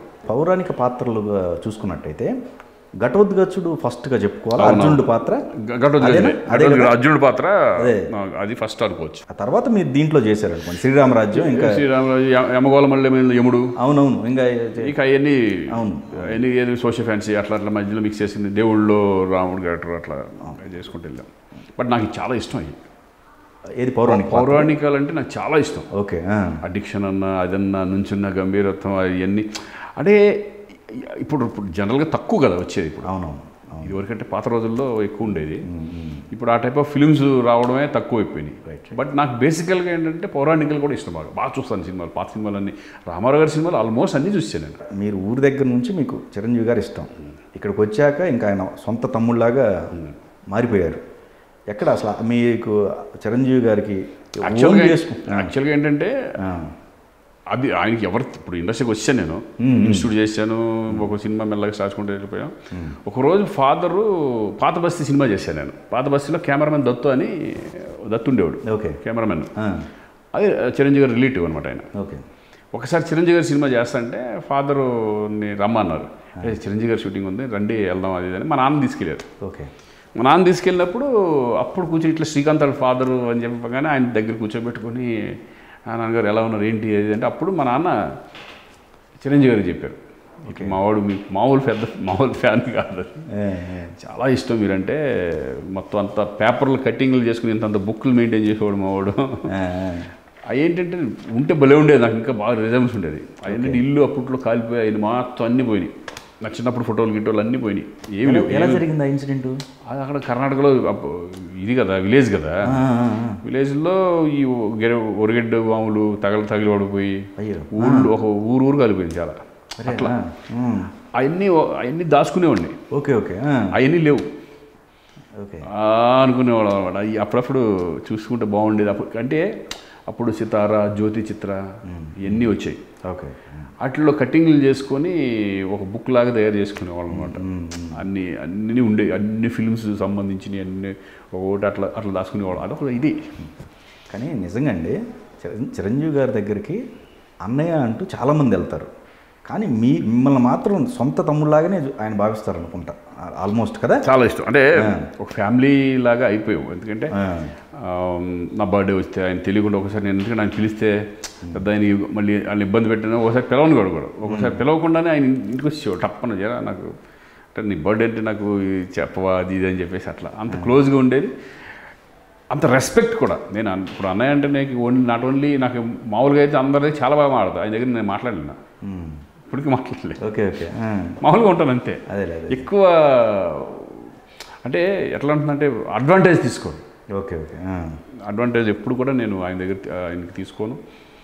అలా అంతే. ఆయన బ్రదర్లా ట్రీట్ చేయడం, చక్కగా అటు ఇటు వెళ్తాం, మేము అమెరికా వెళ్తాం ఒక్కోసారి, అలా ఓకే, సరదాగా జరుగుతుంది. నాకు ఒక ఇన్సిడెంట్ తెలిసింది. యాక్చువల్గా మీరు ఆల్మోస్ట్ సినిమాలు కొంచెం ఫెయిల్యూర్ అన్నీ అప్పుడు చేస్తున్న అవుతున్న టైంలో ఆయన మీకు ఫోన్ చేసి నేను చేస్తాను సినిమా, నువ్వు అధైర్యపడకు అని చెప్పి మీకు భరోసా. నేను చెప్పాను కదా, ఇందాక చెప్పాను కదా, ఇవి జరిగినాయి. కొన్ని 6 సంవత్సరాలు కొన్ని 6 ఫిల్మ్స్ ఫ్లాప్ అయిపోయి నేను చెప్పాను కదా అప్పుడు. అదే దీని బిఫోర్ ఏది మన ప్రేస్ రవి బిఫోర్. ఆ టైంలో ఏంటంటే అన్ని ఫిల్మ్స్ ఫ్లాప్, పెద్ద బ్యానర్స్, పెద్ద రైటర్స్, అన్నీ ఎందుకో డిజాస్టర్ అయిపోయినాయి. అదేలేండి. అప్పుడు ఆ టైంలో బాగా కొన్ని నెలలు ఆయన ఫోన్ లేదు, ఏం లేదు. అప్పుడప్పుడు నేను ఏంటంటే కలిసినా కలవకపోయినా ఫోన్లో మాట్లాడుకుంటుంటాం. ఓకే, ఎలా ఉన్నారు, ఏం చేస్తారు, ఏ షూటింగ్ చేస్తుంది, ఇట్లా నన్ను అడుగుతాం. అట్లా ఉండేది. నెక్స్ట్ 2-3 నెలలు నేను అసలు ఫోన్ లేదు, ఏమి లేదు అనేప్పటికీ ఎవరితో కౌరంపించారు, బ్రహ్మానందం గారు ఎవరు ఉన్నారు అనుకుంటాను. కౌరంపి శ్రీకాంత్ ఏంటి ఒకసారి రమ్మను, నేను అర్జెంట్ కలవాలని చెప్పది అంటే అప్పుడు అన్నపూర్ణ స్టూడియోలో షూటింగ్ జరుగుతుంది అన్నది. అక్కడికి వెళ్ళాను డల్గానే ఉన్నా. అంటే అప్పట్లో ఈ బిగినింగ్లో ఏంటంటే ఈ ఫెయిల్యూర్స్ని తట్టుకోలేకపోయాడు. అంటే ఫెయిల్యూర్ అయిపోతే మనల్ని ఎవడో పట్టించుకోడేమో, ఓకే మనల్ని ఒక బయట అది వీడి ఎవడో అన్నట్టు చూస్తారేమో అనే ఫీలింగ్ ఉండేది. Okay okay. అందుకే నేనంటే పబ్లిక్లో కూడా ఈ జనాలు వాటిలో కూడా వచ్చేవాడు కాదు, ఇండస్ట్రీలో ఎవరితో కలిసేవాడు కాదు. ఓకే, ఏంటి ఫ్లాప్ అయినాయి అంటే ఫ్లాప్ అయితే మనం ఇన్సల్ట్ లాగా ఫీల్ అయ్యేవాళ్ళం. ఓకే, అలా ఉండేది ఇన్సల్ట్, మనం ఇంకా మనల్ని ఎవడు పట్టించుకోవడానికి ఫీలింగ్ ఉండేది అనమాట. అదేలే. అప్పుడు చిరంజీవి గారి దగ్గరికి వెళ్ళి కూర్చుంటే రా నీతో మాట్లాడాలని 1 గంట సేపు షూటింగ్ ఆఫ్ చేసి 1 గంట సేపు నాకు కూర్చొని అసలు ఏంటి, ఎందుకు నువ్వు అసలు ఇండస్ట్రీకి ఎలా రావాలనుకున్నావు, వచ్చావు, ఇది సక్సెస్ ఫెయిల్యూర్స్ నేను చెప్పేసాను మొత్తం. నాకు ఇది ఉందని వెళ్ళిపోతాను అనుకుంటున్నాను, కర్ణాటక వ్యవసాయం చేసుకుందాం అనుకుంటున్నాను, ఈ టైప్లో ఏదో తెలిసి చెప్పేసి చెప్తే అప్పుడు ఆయన జరిగినాయి ఆయన అన్నీ చెప్పుకుంటూ ఎట్లా ఫెయిల్యూర్స్ అనేది ఎలా తట్టుకోవాలి, ఏంటి, దానికి అసలు సంబంధమే ఉండదు, మన చేతుల్లో ఏది ఉండదు, హిట్ ఫ్లాప్ అనేది మన చేతుల్లో ఉండదు, మనం నమ్ముకొని కష్టపడి చేసుకుంటూ వెళ్ళడమే మన కర్తవ్యం, మనం చేసుకోవడమే అని చెప్పేసి అక్కడ 1 గంట సేపు ఆయనకి జరిగిన ఇన్సిడెంట్లు కానీ ఇది కానీ చెప్పుకుంటూ నా మైండ్ వచ్చేసి ఆ రోజు నుంచి ఈ రోజు వరకు నేను ఫ్లాపులకు కానీ ఇది కానీ మన చేతిలో మనం బాగా చేసాం లేదు అంతే, మనం ఎఫర్ట్ పెట్టామా లేదా అనేది ఇంపార్టెంట్. అన్ని ఎఫర్ట్ పెట్టుకుంటూ వెళ్దాం, మనం కష్టపడదాం, వస్తే వస్తుంది, లేకపోతే మన చేతిలో లేదు. రైట్. అసలు వచ్చాం హ్యాపీ కదా. ఇప్పుడు నలుగురు శ్రీకాంత్ అంటే గుర్తుపడతారు కదా. ఇప్పుడు హ్యాపీగా ఉన్నాను లైఫ్ అంతా, నిజంగా ఫైనాన్షియల్గా కానీ అన్ని రకాలుగా హ్యాపీ. అదేలే. మనం ఇంకా పోరాడి ఇంకా ఎక్కడికో వెళ్ళి అవన్నీ వేస్ట్. అందుకని హ్యాపీగా లైఫ్ చేయాలి. అట్లా ఆయన నాకు ఒక రకంగా మళ్ళీ నాలో కాన్ఫిడెన్స్ నింపి. కాంబినేషన్ అంటే శంకర్దాదా ఎంబీబీఎస్, శంకర్దాదా జిందాబాద్ 2 చేశాను. బిఫోర్ ఏం చేయలేదు కదా. అదే దాంతోనే. అవును, శంకర్దాదా ఎంబీబీఎస్ఏ. అది కూడా విచిత్రంగా జరిగింది. అది అంటే ఇంటికి వెళ్ళాను నేను. ఇంటికి వెళ్ళిన సందర్భంలో కూర్చున్న తర్వాత ఏంటి ఎప్పుడు స్టార్ట్ అవుతుంది ఏంటి అన్నాను నేను. అవుతుందా next month next month start చేద్దాం అనుకుంటున్నాము, మరి ఆ హ్యాటర్ ఎవరు చేస్తున్నారా అన్నాను. నువ్వు చేస్తావా అన్నాను. అంతే, ఇంకా అంతకంటే ఏముందన్నయ్య, ఇంకా అందుకే వచ్చాను అన్నయ్య అన్నాను. అనేపాటికి 1 నిమిషం ఉండని జమినీ కిరణ్కి ఫోన్ చేశాడు. ఫోన్ చేసి ఆ క్యారెక్టరు శ్రీతో ఇద్దాం, బాగుంటుంది, బాండింగ్ బాగుంటుంది, అన్న అని ఉంటుంది క్యారెక్టర్ వేసాను, బాండింగ్ బాగుంటుంది, శ్రీతో ఇప్పించేద్దాం, అట్లా వచ్చింది అది. మీరు ఆ టైంలో అంటే అసలు ఇండస్ట్రీకి సంబంధించి ఈ సినిమా వాతావరణం మీకు అక్కడ అంత ప్రభావితం చేసిన అంశాలు ఏమైనా ఉన్నాయా? అంటే ఫిలిమ్సే, సినిమాలో ఎక్కువ చూసేవాళ్ళం. అంటే ప్రభావితం చేసేది అంటే ఇప్పుడు నాకు వెనకాల ఎవ్వరూ అసలు ఇండస్ట్రీ అంటే ఏంటి ఎలా ఉంటుందో కూడా తెలియదు నాకు. ఓకే, తెలిసిన వాళ్ళు కూడా లేరు. ఇప్పుడు పలానా వాళ్ళ ద్వారా ఓకే వెళ్దాం అట్లా కూడా లేదు అసలు. ఓకే, ఓన్లీ సినిమాలు చూసేవాళ్ళం అంతే. రామారావు గారి సినిమాలు చూసేవాడిని, అలాగే చిరంజీవి గారి సినిమాలు, అక్కడ రాజ్కుమార్ గారి ఫిల్మ్స్, కన్నడ ఫిల్మ్స్, విష్ణువర్ధన్ గారి, అంటే ఏ ఫిలిం వచ్చినా చూసుకుంటూ వెళ్ళిపోయేవాళ్ళు. ఓకే, అదొక పిచ్చి. అంటే ఇప్పుడు ఎట్లా ఉంటుందంటే కొంతమంది సినిమాలకు వెళ్ళకుండా ఏదో వేరే ఉంటుంది. మనకంటే అందరూ ఆ టైంలో ఎంటర్టైన్మెంట్ వేరేది ఏమీ లేదు. Right right. ఓన్లీ యూత్కి అందరూ సినిమాలు కానీ ఒక్కడే చాలామంది వెళ్ళేవాళ్ళం. వెళ్ళడంలో ఆ ఇంట్రెస్ట్ బాగా పెరిగిపోయింది. Okay okay. ఆ పెరిగిపోవడం, మా సిస్టర్ విజయవాడ ఇవ్వడం, మా సిస్టర్ని, నేను అక్కడికి వెళ్ళడం, అప్పుడు ఖైదీ రిలీజ్ అవ్వడం, నేను అప్పుడు 10th స్టాండర్డ్ ఖైదీ అప్పుడు. అలా అక్కడ బావగారికి కొంత ఈ గాంధీనగర్లో పరిచయమైన వాళ్ళు ఉంటాం. ఓకే. అలాగే లింగమూర్తి గారు బాగా పరిచయం. లక్ష్మీ ఫిలిమ్స్ లింగమూర్తి గారు ఉన్నారు. ఓకే. అంటే మీకు తెలుసో లేదో తెలియదు కానీ లింగమూర్తి గారు అంటే చాలా పెద్ద famous distributor. Okay. Lakshmi films distributor. Okay. ఇంకా ఆయన అంటే ఇంక మామూలుగా ఉండదు. NLPలో ఉండేవాళ్ళు ఆయన, నేషనల్ లీత్ ఆఫ్ ఇంట్రెస్ట్. అక్కడికి మేము ఊరిని సరదాగా నన్ను తీసుకెళ్ళేవాడు. వెళ్ళి కూర్చుంటా అంటే సినిమా అట్మాస్ఫియరేగా అదేలే. అవును. గాంధీనగర్ అంతా డిస్ట్రిబ్యూషన్ అంతా సినిమా ఇదే. Right right.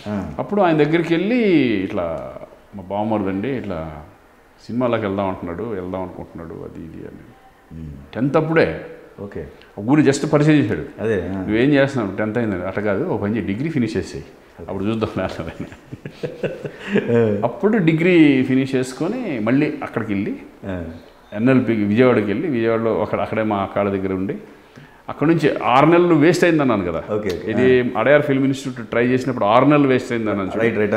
6 నెలల్లో నేను అక్కడే ఉన్నా. ఓకే. విజయవాడలోనే ఉన్నా. NLP అక్కడికి రోజు వెళ్ళడం కూర్చోవడం, అక్కడ నుంచి ట్రై చేయడం, అక్కడ లెటర్లన్నీ అది చూసుకోవడం అట్లా. అప్పుడు అక్కడ నుంచే నేను మధు ఫిల్మ్ ఇన్స్టిట్యూట్కి వచ్చా. Okay okay. ఇంకా ఇమ్మీడియట్గా నాకు మధురానగర్లో అవకాశం, అది మన పీపుల్స్ ఎన్కౌంటర్. అవును.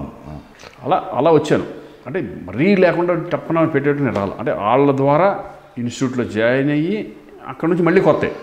అదే అంతేగా మళ్ళీ ఆల్బమ్లు రెడీ చేసుకున్నా. ఇప్పుడులాగా వాట్సాప్లో పంపించేసి ఇగో నా ఫోటో అంటే లేదు కదా. అదే అవును.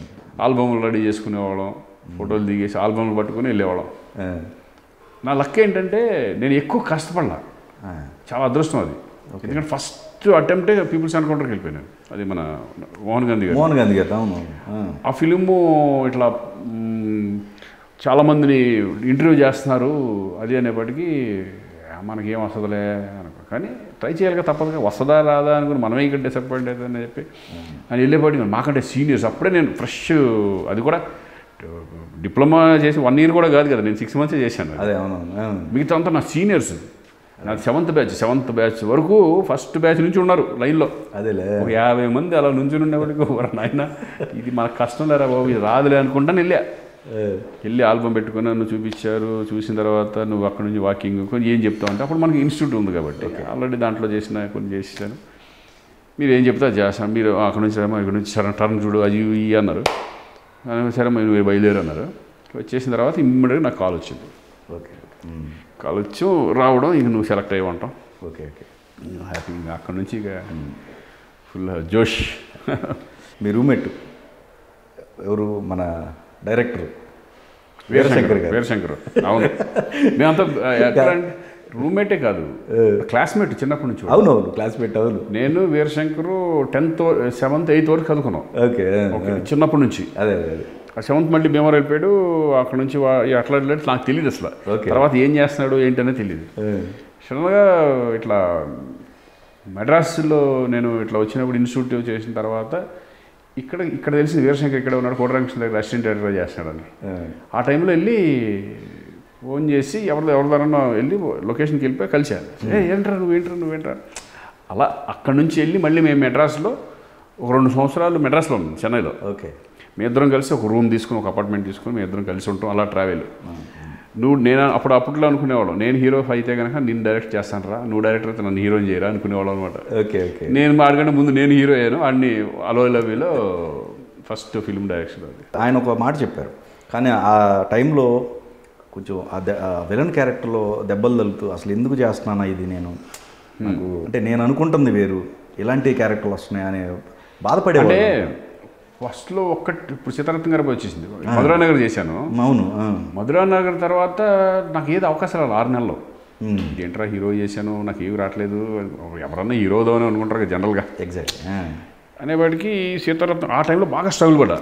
ఏంటి ఇది ఏమి రావట్లేదు, మళ్ళీ విలన్ అడుగుతున్నారు ఏం చేద్దాం అని. అంటే అప్పుడు నాకు ఆలోచించి ముందు ఇండస్ట్రీలో నిలబడటం కావాలి, వెనకాల మన బ్యాక్గ్రౌండ్ ఎవరు లేరు, ఇండస్ట్రీలో నిలబడడం కావాలి మనం, ఏదైతే ఏముంది అని చెప్పేసి అప్పుడు అనుకుని మెంటల్గా ప్రిపేర్ అయ్యి సీతారత్న గారు అబ్బాయి వెళ్ళడం జరిగింది.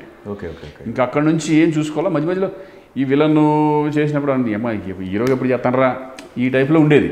అదే కానీ ఏం చేసేవాడు అప్పుడు కూడా అంతా చాలా బాగుండేది. నేనేమి అంటే అట్లా ఏం లేదు. అది విలన్గా చేసినప్పుడు కూడా చాలా ఎంజాయ్ చేస్తూ చక్కగా హ్యాపీగా బాగుండేది. ఇన్ని సంవత్సరాల మీ జర్నీలో అండి, అంటే ఒడిదుడుకులు ఎన్ని వచ్చినా తట్టుకుంటూ విజయాలు విజయాలు పక్కనైతే అపజయాలు వచ్చిన వాటిని చూస్తూ ముందుకు సాగారు. మీ సీక్రెట్ ఏంటి? అంటే మీ ఎంటైర్ మీ జర్నీకి సంబంధించిన సీక్రెట్ ఏం లేదు, దాని గురించి అవగాహన అంతే. ఇది ఇంతే, లైఫ్ ఇంతే. Okay okay. Up and downs ఉంటాయి, పగలెల్లో రాత్రి ఎలా వస్తుందో అలాగే అప్ అండ్ డౌన్స్ వస్తాయని మనం అసలు ఫస్ట్ తెలుసుకుంటే నువ్వు దేనికన్నా మనం తట్టుకోవచ్చు అనే ఇది ఉంటుంది. నేను అలా మెంటల్గా ప్రిపేర్ అయిపోయాను. ఓకే. సక్సెస్ ఫెయిల్యూర్స్ని అదే కదా మెయిన్ ఇంపార్టెంట్ మనకి. ఇంకేముంటుంది ఇక్కడ? మనకి సినిమా కెరియర్లో ఇంపార్టెంట్ సక్సెస్ ఫెయిల్యూరే. ఎగ్జాక్ట్లీ. మిగతాదంతా బాగుంటుంది. ఇప్పుడు సక్సెస్ ఉన్నప్పుడు డబ్బులు గిబ్బులు అంతా వస్తుంది, అంతా బాగుంటుంది. ఫెయిల్యూర్స్ వచ్చినప్పుడు తట్టుకోవాలి కదా. కరెక్ట్. మెంటల్గా తట్టుకో డిప్రెషన్కి వెళ్ళిపోయి మనం ఇష్టం వచ్చినట్టు చేస్తే మన కెరియర్ మొత్తం ఉన్నది మొత్తం పోతుంది. అందుకే ఏంటంటే అప్పటి నుంచే చిరంజీవి గారు చెప్పిన దగ్గర నుంచే నేను బాగా మెంటల్గా మారిపోయాను నేను. Okay okay. అదే నాకు మెయిన్ ఇంపార్టెంట్ అక్కడి నుంచి జరిగింది. అదే చేసుకుంటూ వెళ్ళిపోతే అంటే దేవుడు ఎంతవరకు ఇస్తాడో అంతవరకు ఇస్తారు ఎవరికన్నా సరే. ఏది రాసి పెట్టుంటే అది జరుగుతూ ఉంటుంది అనేది నేను నమ్ముతా. కష్టాన్ని నమ్ముతా. అలాగని దేవుడు గాల్లో దీపం పెట్టి దేవుడు అని మహిమ అని కూర్చునే రకం కాదు. మరి దాన్ని ఎలా ప్రొటెక్ట్ చేసుకోవాలనేది చేసుకుంటానే ఓకే వెళ్ళాలి మనం. రైట్. అలాగే కష్టపడతాం. ఇప్పటికీ పొద్దున 7 గంటలకు 8 వెళ్ళిపోతాం, 6 o'clock మనం చేయాల్సింది అదే కదా. టైమింగు చక్కగా ఇబ్బంది పెట్టకుండా ఉంటాం. వాళ్ళ డేట్లన్నీ ఎప్పుడు కావాలితే అప్పుడు మనం ఫుల్ఫిల్గా నైట్ అంటే నైట్లు చేసేయడం కష్టం. ఆ కష్టం అంతా ఇప్పుడు పడతాం డెఫినెట్గా. దాన్ని వదలకుండా చేసుకుంటూ వెళ్ళడమే. ఇప్పటికీ నేను ఉన్నానంటే అదొక కారణం. నేను కష్టపడడం అనేది కూడా ఒక కారణం బాగా. Okay okay. ఇప్పుడు లక్ అనేది లేదు. ఫెయిల్యూర్స్ వచ్చినప్పుడు లక్ లేనట్టేగా ఆ లెక్కన. రైట్. కానీ అయినా సరే నాకు సినిమాలు ఎందుకు వస్తున్నాయంటే కష్టపడతాను కాబట్టి. ఆమె సినిమా మీ లైఫ్కి ఒక టర్నింగ్ పాయింట్. ఊహగారి పరిచయం కూడా అక్కడే. అవును. మీ అసలు లవ్ జర్నీ ఎలా? మళ్ళీ నాకు కూడా తెలిసింది అందుకని. అదే లవ్ జర్నీ అంటే ఇంకా ఇప్పుడు ఆమె సినిమా అప్పుడు ఎట్లా ఉండదు, హీరో అంతే అట్లా ఉండేది. తన తర్వాత మెల్లగా మెంటాలిటీ నాకు బాగా నచ్చి ఓకే. ఇక తను తర్వాత నేను 3-4 పాత బస్తీ ఆయన గారు అట్లా ఒక 2-3 సినిమాలు చేసాం మెల్లగా. అంటే అది చేసినప్పుడు తన మెంటాలిటీ నచ్చి తను అనుకుని ఇట్లా అనుకుని మా ఇంటికి ఫంక్షన్ అప్పుడు మా ఇంటికి వచ్చేదన్నమాట. అంటే కొంతమంది అప్పుడు ఏంటంటే ఒక ఆర్టిస్టులు కొంతమంది ఆ పర్టికులర్ దాంట్లో ఏమన్నా ఫంక్షన్స్ ఉంటే పిలుస్తూ ఉంటాం. ఓకే. ఆ షూటింగ్లో జరిగినప్పుడే ఫంక్షన్లు వచ్చాయి కొన్ని.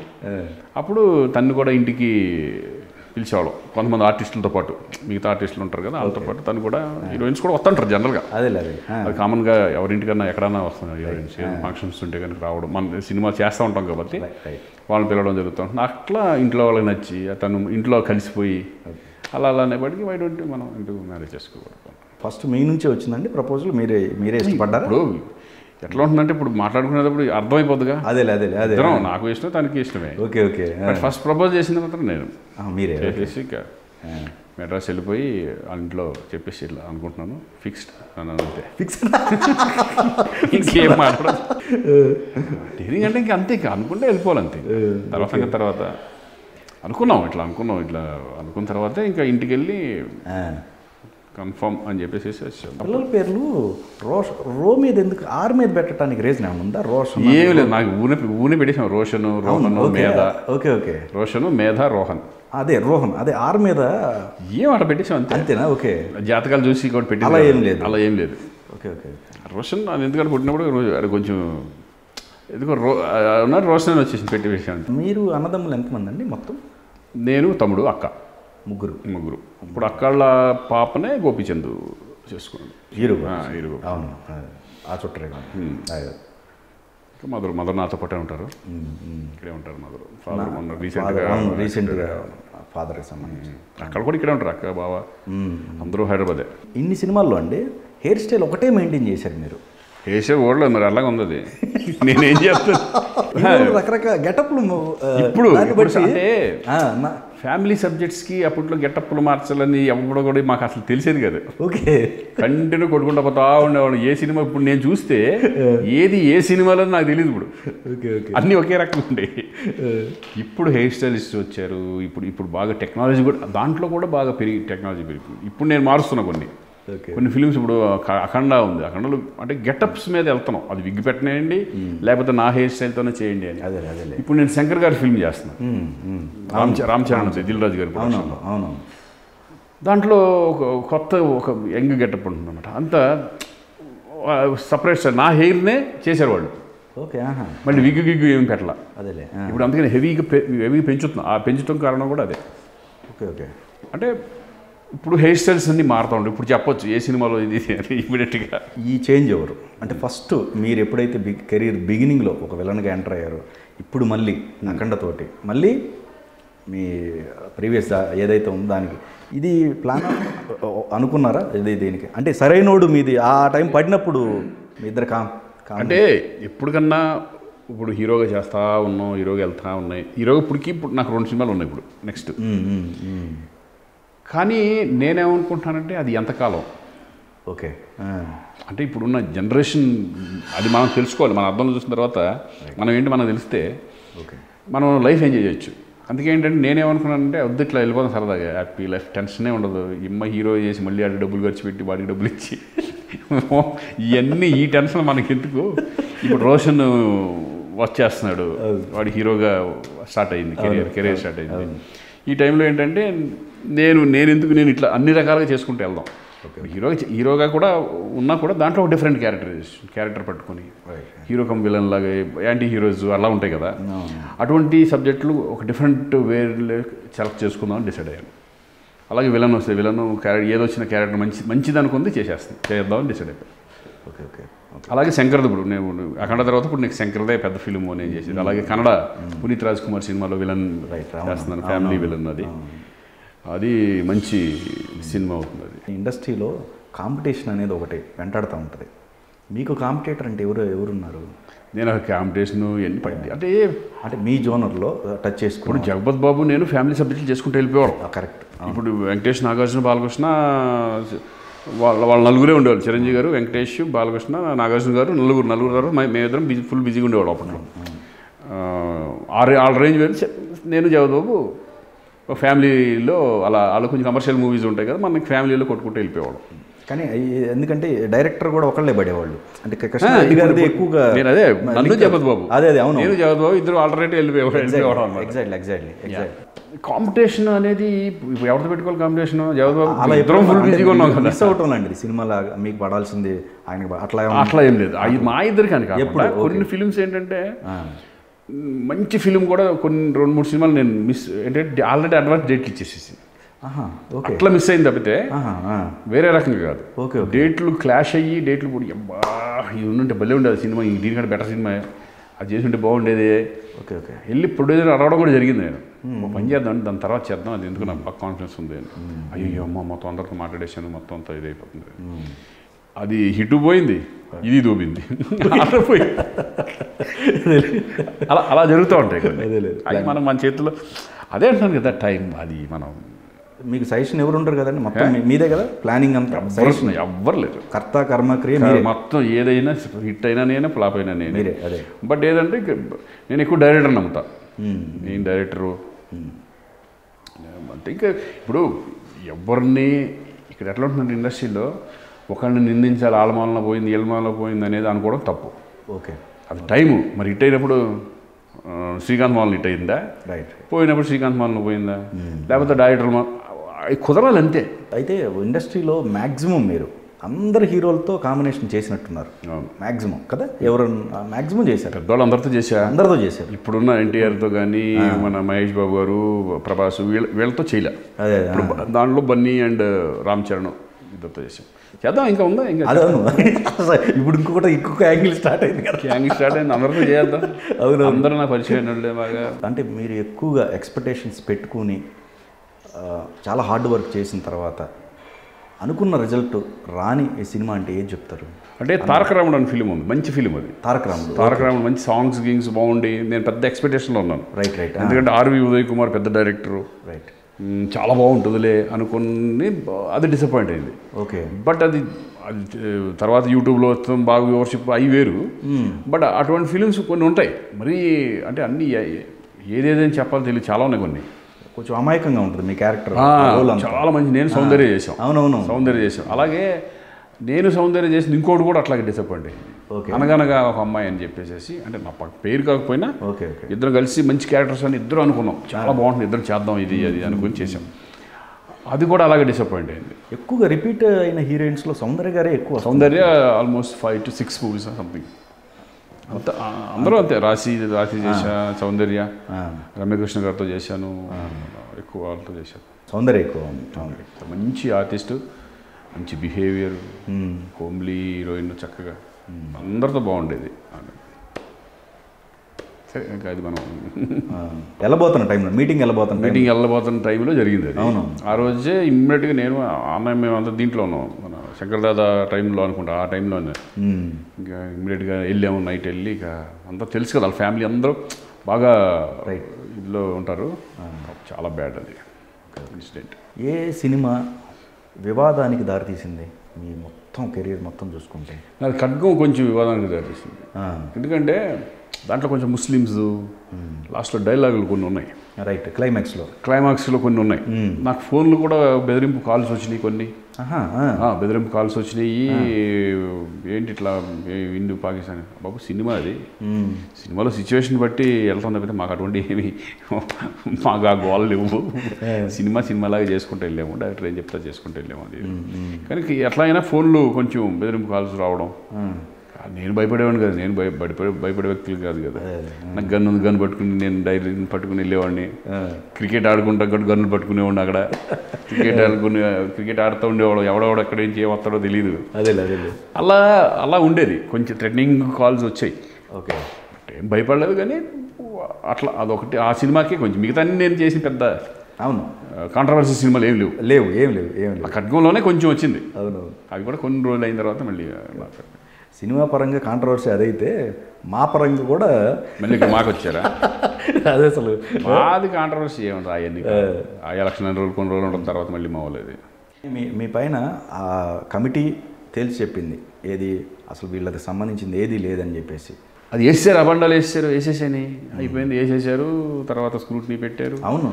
అందరూ వచ్చారు, ఏమీ లేదని వాళ్ళు తిట్టారు, అయిపోయింది. ఇంకా దాన్ని ఇంకా అంతే హ్యాపెండ్. మొన్న జరిగిన ఎలక్షన్లో ప్రకాష్ రాజ్ గారి ఓటమికి కారణాలు ఏమంటే ఏం చెప్తారు? కారణాలు ఏం కాదు అది. అదే ఓకే. ఎంతే ఇంకనే ఇప్పుడు ఒకటి నేను ఫెయిల్యూర్స్ హిట్ నేను అంత ఈజీగా తీసుకుంటున్నాను చెప్పాను. ఓకే. నేను అంతకుముందు నేను ఓడిపోయాను కదా అంతకుముందు సరే. ఓకే. అంతకుముందు ఒకసారి ఓడిపోయాను, నేనేం ఫీల్ అవ్వాలా.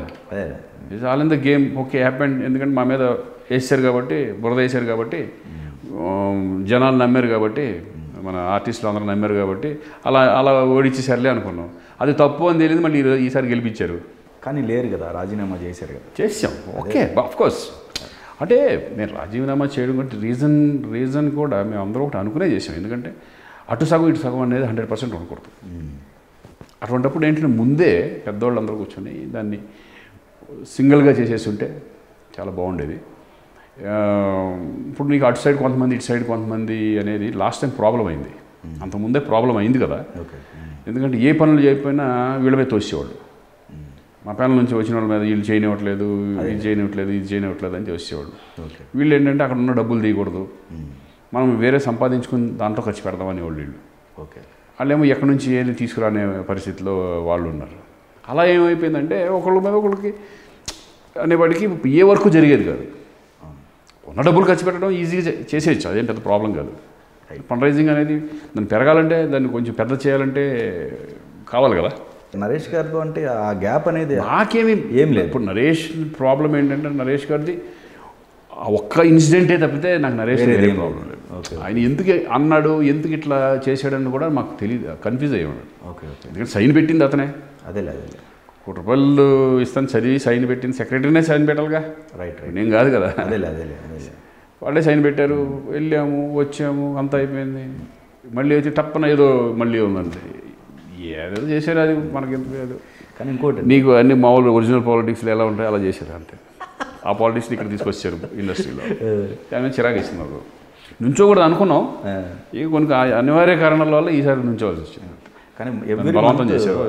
ఎవ్రీ మంత్ మీరు ప్రశ్నిస్తా అన్నారు కదా, మీ మొత్తం కూడా కమిటీకి సంబంధించిన, అంటే కమిటీ కాదు మీ ప్రశ్నిస్తాం. బట్ ఎక్కడ సౌండ్ సైలెంట్గా ఉంటామే ప్రశ్నించినట్టు. ఓకే. సైలెన్సే ప్రశ్నించినాం. ఓకే. ఇంటరా అనేది చూసుకుంటాడు, చూద్దాం. అది మాకే లేదు, ప్రకాష్ రాజ్ అని చూసుకుంటాడు. నేనంతే కొంచెం ఎక్కువ ఇన్వాల్వ్ అవ్వట్లా. Okay okay. ఏంటంటే ఇక వాళ్ళు ఇప్పుడు వాళ్ళు డిస్టర్బ్ చేయడం కరెక్ట్ కాదు. రైట్. వాళ్ళు చేసుకోనండి, వాళ్ళు 2 years ఉంది కదా చేస్తారు. కోవిడ్ ఎన్ని వచ్చినాయి వాళ్ళు చేసుకునేది వాళ్ళు చేసుకుని విష్ణు వాళ్ళంతా కుర్రోళ్ళు వాళ్ళు చేసుకోనండి. ఇప్పుడు వాళ్ళని ఎందుకు చేయట్లేదు అది చేయట్లేదు వాళ్ళు వెనకాల ప్రెజర్ పెట్టేదానికంటే ఫ్రీగా వదిలేయడమే బెటర్ అని నా ఒపీనియన్. Okay okay. ఫ్రీగా వదిలేసి వాళ్ళు చేసుకొని ఎంత చేసుకుంటే మంచిదే కదా, మంచి చేసుకుంటే హ్యాపీ. అప్పట్లో క్రికెట్ ఫండ్ రైజ్ మీదేనా? అవును. క్రికెట్ అంతా ఫస్ట్ నుంచి కూడా అసలు క్రికెట్ అంటే ఎవరికి తెలియదు కదా, స్టార్టింగ్ ఏంటనేది తెలియదు, అసలు అసోసియేషన్ చేస్తామని కూడా తెలియదు. అప్పుడు ప్రపోజల్ నేను అనుకుని క్రికెట్ అప్పుడు నలుగురే ఉండేవాళ్ళం, మేము 5 మందితోనే స్టార్ట్ చేసి మన మురళీమోహన్ గారికి చెప్పడం ఇట్లా చేద్దామండి వర్క్ ఏమే అది అవుతుందా మీకు ఎందుకు నన్ను వదిలేండి సార్ అని చెప్పేసి ఇక నేను పట్టుకుని గట్టిగా అంటే ఇక ఒక యజ్ఞంలాగా చేసి అందరి దగ్గరికి వెళ్ళి చిరంజీవి గారి దగ్గరికి, నాగార్జున, వెంకటేష్, బాలకృష్ణ గారి దగ్గరికి వెళ్ళి ముందు వాళ్ళని సెట్ చేసి సార్ మీరు 9 హీరోలు మీరు క్యాప్టెన్స్గా ఉంటే మిగతా అంతా నేను చూసుకుంటాను అంతే. అప్పుడు వాళ్ళు సరే కమాన్ అసోసియేషన్ కదా, అసోసియేషన్ అనేవాటికి అందరూ ఒక ఫస్ట్ ఇంతవరకు ఎప్పుడు ఫండ్ రైజింగ్ అదే ఫస్ట్ అలా మెల్లగా స్టార్ట్ చేసి అట్లా 3 చేసాం. రైట్. ఓకే. 3 క్రికెట్ మ్యాచ్లు చేసాము. ఇంకా చేసిన తర్వాత ఫండ్ రైజింగ్ అదే నాకు తెలిసి. దాని తర్వాత మళ్ళీ ఫండ్ రైజ్ చేసి మన చిరంజీవి గారు మేము వచ్చినప్పుడే. రైట్. Okay okay. ఇంకా అంతవరకు ఫండ్ రైజింగే లేదు, ఆ డబ్బులే దాని ఇంట్రెస్ట్లే దాన్ని అలాగే చేసుకుంటా వెళ్ళేవాళ్ళు. రైట్. అంతే తప్పితే ఏం లేదు. కానీ ఇండస్ట్రీలో దాసరి గారి తర్వాత సమస్యలు ఏదైనా వచ్చినప్పుడు ఆ పరిష్కరించే ఆ స్థానంలో ఇప్పటికీ కొన్ని సమస్యలు ఎదురవుతూ ఉన్నాయి. ఆ యూనిటీ మిస్ అవ్వటం వల్ల ఏమో ఆ సమస్యలకి ఒక పరిష్కారం అనేది చూసుకుంటారు. అన్నీ ఏ పరిష్కారం అనేది ఏముంటుందంటే 9 కూర్చొని మాట్లాడుకుని వెళ్తే అదే పరిష్కారం అయిపోతుంది. ఏముంటుంది ఇప్పుడు ఇప్పుడు ఒకళ్ళు ఆ ప్లేస్లో చిరంజీవి గారు అన్నయ్య వెళ్ళారు, గవర్నమెంట్ పిలిపించారు వెళ్ళారు. మీరు భావిస్తున్నారు? ఎందుకంటే ఇప్పుడు మీరు చూడండి ఆయన ఎన్ని ఏది కోవిడ్ క్రైసిస్లో ఆయన సిసిసి మరి ఎట్లా చేశారు ఆయన? అప్పుడు మరి పెద్దగా ఆయన చేయలేదా ఇండస్ట్రీలో? ఓకే. సిసిసి అనేది ఎంతమందికి హెల్ప్ అయింది అంటే ఇవ్వడం అనేది ఎన్నో వేల మంది కుటుంబాలకు ఆ రోజు ఇచ్చేసి అందరూ నేను ఒక 5 లక్షలు ఇచ్చాను, ప్రతి వాళ్ళు కాంట్రిబ్యూట్ చేసాం. ఆయన ఇనిషియేట్ చేసుకోకపోతే అసలు జరిగేదే కాదు అది. Okay okay. అలాగే మొత్తం అందరికీ వ్యాక్సినేషన్స్ ఆయనే చేశారుగా, ఎవరు చేశారు మరి? అటువంటి వాళ్ళని కదా మనం పెద్ద అనుకునేది. Okay okay. జనరల్గా అదే లేదు నాకైతే కనుక ఎందుకంటే ఆయన మెంటాలిటీ నాకు మొత్తం తెలుసు. ఆయన స్వార్థం కోసం ఏది ఉండదు. ఆయన ఏంటంటే నలుగురికి హెల్ప్ చేద్దామనే ఉద్దేశమే ఉంటుంది, నలుగురికి హెల్ప్ చేద్దామనే ఉద్దేశంతో అట్లా తప్పితే ఆయన మనసులో నేను పెద్దగా ఉండాలనే ఫీలింగ్ కూడా ఉండదు. ఆయన ఏదంటే అది చేసేయడమే. ఎంతమందికి హెల్ప్ చేశాడు మాకు తెలుసు కదా, కళ్ళారు చూశాను నేను ఎంతమందికి హెల్ప్ చేశారు. అడగకపోయినా కనుక్కుని ఏంటి ఏమైంది, అవునా నేను ఇస్తాను అని చెప్పేసి ఈ టైంలో మొన్న మూవీ ఆర్టిస్ట్ అసోసియేషన్లో ఆయన మొన్న విష్ణు ఎలక్ట్ అవ్వక ముందు కరెక్ట్గా ఎలక్షన్ జరిగే టైంలో ఒక అతను కోవిడ్ వచ్చి చావు బతుకుల్లో ఉన్నారు. చావు బతుకుల్లో ఉంటే ప్రకాష్ రాజును మన నాగిరెడ్డి గారు ఒక 50,000 ఫస్ట్ జాయిన్ చేయించారు, 2 లక్షలు ఇచ్చి జాయిన్ చేయించారు వీళ్ళు సొంత డబ్బులు పెట్టి. అన్నకి తెలిసింది, చిరంజీవి గారు తెలిసింది, ఏంటి ఇట్లా ఏంటి అంటే ఇట్లా ఏం లేదన్నాయా, ఇట్లా మన మూవీ ఆర్టిస్ట్ స్టేషన్ ఎప్పటి నుంచో ఉన్నాడు, ఆయన కోవిడ్ వచ్చింది ఏం చేయలేదు, వెళ్ళి అపోలో హాస్పిటల్లో జాయిన్ చేయించి మొత్తం నేను చూసుకుంటాను, మీరు ఎవ్వరు డబ్బులు ఖర్చు పెట్టద్దు అన్నారు. ఎన్ని లక్షలైందో తెలిసి 20 పైన అయింది. ఓకే. మొత్తం ఆయనే చూసుకున్నాడు. ఎవరు చేస్తారని చెప్పండి. ఓకే. అందుకే అంటే ఇప్పుడు వేరే వాళ్ళు కాదు, వాళ్ళు ఉన్నారు వీళ్ళు ఉన్నారని కాదు, బట్ ఏంటంటే ఆయన ఇనిషియేట్ చేసుకుంటున్నారు, తప్పే ఉంది, వెళ్ళనండి మంచిదేగా. ఆయన ద్వారా వెళ్తారు, రేపొద్దున వేరే వాళ్ళు మోహన్ గారు వెళ్తారు, లేకపోతే వాళ్ళు వెళ్తారు, ఎవరో ఇష్టం వాళ్ళది. ఇక్కడ ఒకళ్ళే ఉండాలని లేదు కదా. ఇప్పుడు ఆయన ముందుకొచ్చి చేస్తున్నారు, మనం అభినందించాలి కదా అన్నిట్లో ప్రతిదీ. ఇప్పుడు అందరూ వీళ్ళు కూడా వెళ్ళి ఆయన అడుగుతున్నారు కదా. ఇప్పుడు ప్రొడ్యూసర్స్ కానీ డైరెక్టర్స్ కానీ అందరూ వెళ్ళి ఆయన్నే అడుగుతున్నారు, వెళ్ళి ఏమంటే మీరు ఉంటే కనుక మీరు సపోర్ట్ చేస్తే బాగుంటుంది, మీరు ముందుంటే కొంచెం ఇదిగా ఉంటుంది, మీరు రావాలని వీళ్ళు అడుగుతున్నారు కదా. వీళ్ళే కావాలనుకుంటున్నారు ఆయన్ని, చక్కగా హ్యాపీ, అంతకంటే ఏముంది. మీ కెరీర్ మొత్తం చూసుకున్నప్పుడు అత్యంత బాధాకరమైన సంతోషకరమైన సంఘటన అంటే ఏం చెప్తారు? సంతోషకరమైన బాధాకరం సంతోషాలు చాలా ఉంటాయి, సంతోషాలు ఉంటాయి, బాధలు ఉంటాయి. బాధలు అంటే మిమ్మల్ని బాధ పెట్టిన సందర్భం అంటే బాధలు అంటే అని ఇంకా అంత అంత ఇండస్ట్రీలో నాకేం బాధ పెట్టిన సందర్భాలు ఏమీ ఎవరో నన్ను బాధ పెట్టలేదు నన్ను అడిగితే. నాకు తెలిసి వీళ్ళ వల్ల నేను బాధపడ్డాను, వాళ్ళ మీద బాధపడ్డాను అటువంటిది ఏం లేదు. చిన్న చిన్న కోపాలు వస్తాయి తప్పితే బాధ లాంటివి ఉండవు. ఆడేం చేసేది మనం అలా ఉంటాయి తప్పితే వాళ్ళ వాళ్ళని బాధపట్టాలు, నన్ను బాధపెట్టాలు అలా ఉండవు. సిచ్యువేషన్స్ అండి. ఇప్పుడు ఆ సిచ్యువేషన్ అలా వెళ్తుంది. ఇప్పుడు ఎగ్జాంపుల్ నరేష్ గారు మేమంతా ఉన్నాం అనుకోండి, ఒక ఆర్టిస్టులు మేమంతా కొన్ని సిచ్యువేషన్స్లో కొన్ని అట్లా వెళ్తూ ఉంటాయి తప్పితే పర్సనల్గా గెడ్జెస్ అనేది ఎవరి మీద ఉండవు. ఆయనకి నా మీద ఉండదు, ఆయన మీద నాకు ఉండదు. కొన్ని అలా జరిగిపోతూ ఉంటాయి ఆ ఎమోషనల్స్లో. నాకు అయిందంటే అసోసియేషన్లోనే ఇందాక మీరు అన్నట్టుగా ఓకే ఉగాటి అసోసియేషన్లో అప్పుడు చిరంజీవి గారు మేమంతా వెళ్ళిన తర్వాత దాని మీద బురద చల్లడం అదే బాధ అనిపించింది. ఓకే ఇంత చేసినా ఎందుకో ఇట్లా వస్తుంది, అవసరం మనం చేయడం అనే ఫీలింగ్. ఇప్పుడు మనమే పొలిటికల్ కాదు కదా. అవును, పొలిటికల్లోకి వెళ్ళిపోయి దారేమో ఈరోజు కాదు రేపు వెళ్ళిపోయి వాళ్ళ మీద బురద చల్లడం, ఇది మనం వెళ్ళిపోయి ఇది కాదు కదా. ఇక్కడ అసోసియేషన్ అనేది ఒక చక్కగా ఒక ఇదిలాగా ఉండాలి తప్ప దాంట్లో గెయిన్ ఎవ్వరికి వాళ్ళకి రాదు, ఎవ్వరికి 5 పైసలు దాంట్లో ఏమీ లేదు, ఏం ఉండదు అసలు. అవును, ఎగ్జాక్ట్. కష్టం తప్పితే ఏమి ఉండదు నిజంగా మూవీ అసోసియేషన్. ఏంటంటే కొంతమంది చాలామంది పేదవాళ్ళు ఉంటారు, వాళ్ళకి హెల్ప్ అవుద్ది. రైట్. వాళ్ళు ఇప్పుడు రేపొద్దున హాస్పిటల్ కూడా కట్టుకోలేని చాలామంది ఉంటారు మన ఇండస్ట్రీలో. రైట్. వాళ్ళందరికీ హెల్ప్ అవుతుంది, అందరూ ఉంటే బాగుంటుంది అనేది. నన్ను ఎందుకు తీసుకుంటారంటే శ్రీకాంత్ అందరి దగ్గరికి వెళ్ళి మాట్లాడగలరు. అసలు నాకు అసలు ఇంట్రెస్ట్ లేదు, నాకు పాలిటిక్స్ అన్న ఇవన్నీ నాకు అసలు వీటిలోకి వెళ్ళను అసలు. వీళ్ళు బలవంతంగా మా శివాజీ రాజా గారు తీసుకొచ్చి పెట్టాడు నన్ను ఇక్కడ. ఎప్పుడు ఆడే మా ఇచ్చేస్తూ ఉంటాడు. అట్లా వెళ్ళాక తప్పితే ఆ ఒక్కటే కొంచెం బాధ అనిపించింది. అదే ఎందుకన్నారు, ఎందుకు చేశారు, కావాలన్నా ఇది రాజకీయమా, ఎందుకు ఇట్లా చేశారు అనే ఫీలింగ్ అని మాత్రం అప్పుడు వచ్చేది నాకు బాగా. ఓకే. దాని తర్వాత ఓకే సెట్ చేసుకున్నాను నేనే.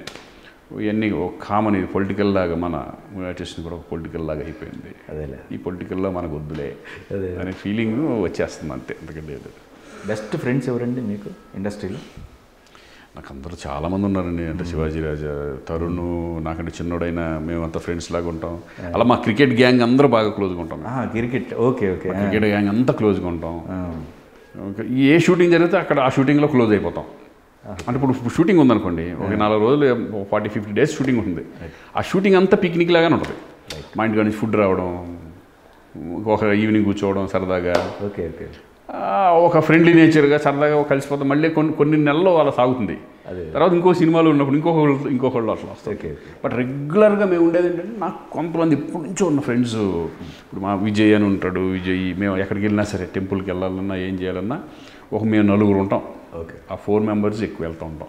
సెట్లో ప్రమాదం ఎదురైన సంఘటన ఏదైనా ఉందా మీకు షూటింగ్ స్పాట్లో? షూటింగ్ స్పాట్లో నాకు లేదు ఇప్పటివరకు.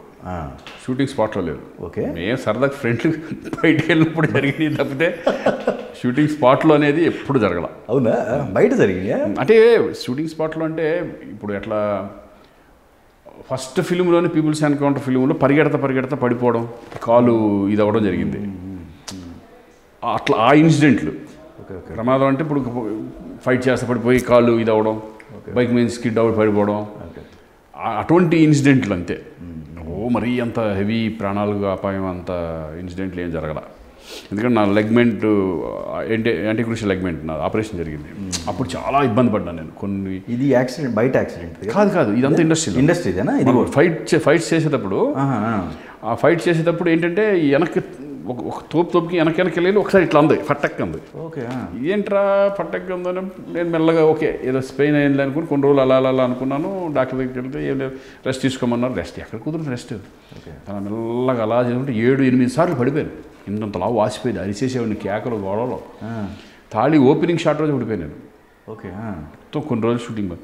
అలా మ్యారేజ్ అయిన ఇమ్మీడియట్ 5వ రోజుకి నేను ఆపరేషన్కి వెళ్ళిపోయాను. అప్పుడు గ్యాప్ తీసుకున్నాను. మ్యారేజ్ ఆ డేట్లే ఉన్నాయి నాకు. ఓకే. ఆ డేట్లు పెట్టుకున్నాను. మ్యారేజ్ అయ్యింది, ఇమ్మీడియట్గా వెళ్ళిపోయి అక్కడ మెడ్రాస్ హాస్పిటల్లో విజయ హాస్పిటల్లో ఆపరేషన్ చేశారు. ఓకే. యాంటీక్రూషియల్ వస్తుందా. చాలామంది అయితే రప్చర్ అయిపోయింది లోపలంతా. అంటే మళ్ళీ నడుస్తాడా లేదా అనే ఫీలింగ్ కూడా చాలా వచ్చింది. ఓకే. ఎలా వచ్చానంటే కాన్ఫిడెన్స్ లెవెల్స్తో వచ్చాను అంతే. చాలా రప్చర్ అయిపోయింది. యాక్సిడెంట్ కంటే నా స్వయం కృపరాధం అంటారు చూడు, అట్లా అదే అయింది నాకు. Okay okay. అంటే దాన్ని నెగ్లెక్ట్ చేశా. ఏమవుద్ది నేను గట్టి కట్టేసి షూటింగ్కి వెళ్ళిపోయేవాడిని. అదే ఆ టైంలో రెస్ట్ తీసుకుని ఉంటే 1 నెల 2 నెలలు రెస్ట్ తీసుకుంటే మొత్తం తగ్గిపోయేది. అదే దాన్ని దెబ్బ మీద రప్చర్ అయిపోయింది. Okay okay. అది తప్పితే ఇంకేం లేదు. సినిమా కాకుండా వేరే వ్యాపారాలు చేశారా? ఏం లేదు. లేదు కదా, ఓన్లీ సినిమా మీద పెట్టారు. ఫిలిం మీద పెట్టారు. ల్యాండ్స్ హౌస్ కట్టుకోవడం ఇవన్నీ ఉంటాయి కదా, ఇంకా హౌస్ అదే ల్యాండ్స్ అదేలే వాటి మీద ఉంటాయి అంతే. అంతే తప్పితే వేరే బిజినెస్ లేవు. బిజినెస్ ట్రై చేశాను కానీ దొబ్బి మొత్తం. అవునా? పెట్టడం 2 నెలలు 3 నెలలు మొదలు పడిపోవడం, ఇదేదో మనకు కలిసి వచ్చేటట్టు లేదురా బాబు అనుకుని ఎక్కువ పెట్టలా. అంటే దాని మీద పెద్ద నాకు అంటే అవగాహన లేనప్పుడు పెట్టడం వేస్ట్. Right right. నాకు ఓన్లీ ఫిలిం తప్పితే నాకు ఏది తెలియదు జనరల్గా. Okay okay okay. నాలెడ్జ్ ఉందంటే ఈ వ్యవసాయం మీద వీటి మీద ఉంది, ల్యాండ్స్ మీద అట్లా ఉంది. వేరే బిజినెస్ల మీద నాకు తెలియదు అసలు. ఆ ఫెయిల్యూర్ టైంలో చిరంజీవి గారు ఎట్లయితే మీకు సంబంధించి ఇలా ఉంటుంది, అధైర్యపడకని భరోసా ఇచ్చారో, ఆయన కాకుండా మీకు భుజం తట్టి మీకు ప్రోత్సాహం ఇంట్లో వాళ్ళండి. ఇంట్లో వాళ్ళే ఇంకెవరు లేరు. ఇంకా నాకు అంటే ఇప్పుడు ఎట్లా చెప్తాం, బయటికి వెళ్ళి ఇండస్ట్రీ పరంగా అయితే ఎవరు లేరు. ఇండస్ట్రీ పరంగా కాకుండా నాకు ఇంట్లో వాళ్ళే బాగా. నేను డిప్రెషన్లో ఉన్నప్పుడు వాళ్ళే. Right right. మా ఫాదరు, ఓకే, మా మదరు, వీళ్ళు బాగా. తర్వాత మా మిస్సెస్. Okay okay. వీళ్ళంతా 30 years ఇప్పుడు వాళ్ళు వెనకాల ఉంటారు. ఇప్పుడు చిరంజీవి గారు అన్నయ్య చెప్పింది అట్లా చెప్పారు. అంటే ఇండస్ట్రీస్లో గురించి, అసలు ఇండస్ట్రీ గురించి చెప్పడం, అది ధైర్యాన్ని నాకు బాగా ఇవ్వడం. ఓకే. ఊహ గారి సపోర్టు ఎప్పటికప్పుడు ఏ సినిమాకైనా సరే 100%. దాన్ని ఇన్వాల్వ్ అవ్వదు. ఓకే. అంటే చెప్తే నేను నైట్ షూటింగ్స్ అన్నీ వాళ్ళకి తెలుసు. తను ఆర్టిస్టే కదా, ఆ కష్టాలన్నీ తెలుసు కాబట్టి.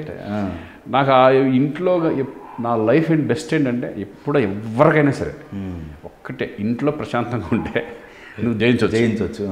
దేన్నన్నా జయించవచ్చు. Right right. ఇంట్లో సపోర్ట్ ఉండాలి, ఇంట్లో పీస్ఫుల్గా ఉండాలి. ఇంటికి వచ్చామా చక్కగా హ్యాపీగా ఎంజాయ్ చేసామా, అదేలే అంటే ఇప్పుడు ఫ్రెండ్స్ వస్తుంటారు, ఈవినింగ్ సరదా కూర్చుంటాం అంతే. వాళ్ళు అని అరిచేసేసారు, మన మెంటల్గా మనం ఇది అవుతుంది. అందుకేంటంటే ఇంట్లో సపోర్ట్ నాకు బాగా పీస్ఫుల్గా హ్యాపీగా ఉంటాను నేను. ఎంటైర్ మీ కెరీర్ మొత్తం మీద మీరు తెలుసుకున్న నీతి ఏంటి? ఇప్పుడు సిచ్యువేషన్ అర్థం చేసుకుంటూ వెళ్ళిపోవడం ఉంటుంది. అంతేనా? అంటే సిచ్యువేషన్ అర్థం చేసుకుంటూ వెళ్ళిపోవడం. నీతులు ఏం నీతి నేర్చుకున్నాం, ఏమన్నా మన ఏదో ఒకటి మనకి కనెక్ట్ అయిపోయింది. మొత్తం చూసినప్పుడు, జీవితం మొత్తం చూసినప్పుడు కనెక్ట్. అంటే నీకు వెళ్తే అంత డెప్త్కి వెళ్ళాలి. నీతులు అంటున్నారు కాబట్టి వేరే డెప్త్కి వెళ్ళాలి మనం. మన కర్తవ్యం ఏదో అంటారు చూడు, మన కర్తవ్యం మనం చేసుకుంటే ఫలితం గురించి ఈ టైప్లో చెప్పాల్సి వస్తుంది. ఏం లేదు, నేను అనుకునేది ఒక్కటే ఏంటంటే ఎప్పుడు కూడా first peacefulness very important. Okay. Peacefulness లేకపోతే కనుక ఆ స్ట్రగుల్ పడతానే ఉంటాం మనం ఇంకా వెళ్ళాలి అనుకునే దాంట్లోనే మన లైఫ్ అయిపోతుంది. ఓకే. ఇంకా ప్రశాంతత ఎక్కడ ఉంటుంది? ప్రశాంతంగా ఉండాలంటే మెయిన్ ఇప్పుడు ఏది చేసినా దాని గురించేగా. రైట్. పీస్ఫుల్ అనేదే ఇంపార్టెంట్. రైట్. స్ట్రగుల్ పడిపోయి దాన్ని పరిగెత్తేసి పాలు తాగి అది చేసి ఈ చేసి ఇంటికి వచ్చి ఏ గొడవలో ఆ టెన్షన్ ఈ టెన్షన్ అది కాదు కదా. డబ్బులు ఇంపార్టెంట్. ఎంత డబ్బులున్నా ఈ పీస్ఫుల్నెస్ లేకపోతే డబ్బులు ఎందుకు? కరెక్ట్. అది మెయిన్ ఇంపార్టెంట్. Okay okay. నేను దాన్ని ఎక్కువ నమ్ముతాను. Okay okay. ప్రశాంతంగా ఉందాం, ఏదైనా చదువుకుంటే పోతా ఉంటాం. అయితే థ్యాంక్ యూ సో మచ్. నమస్తే.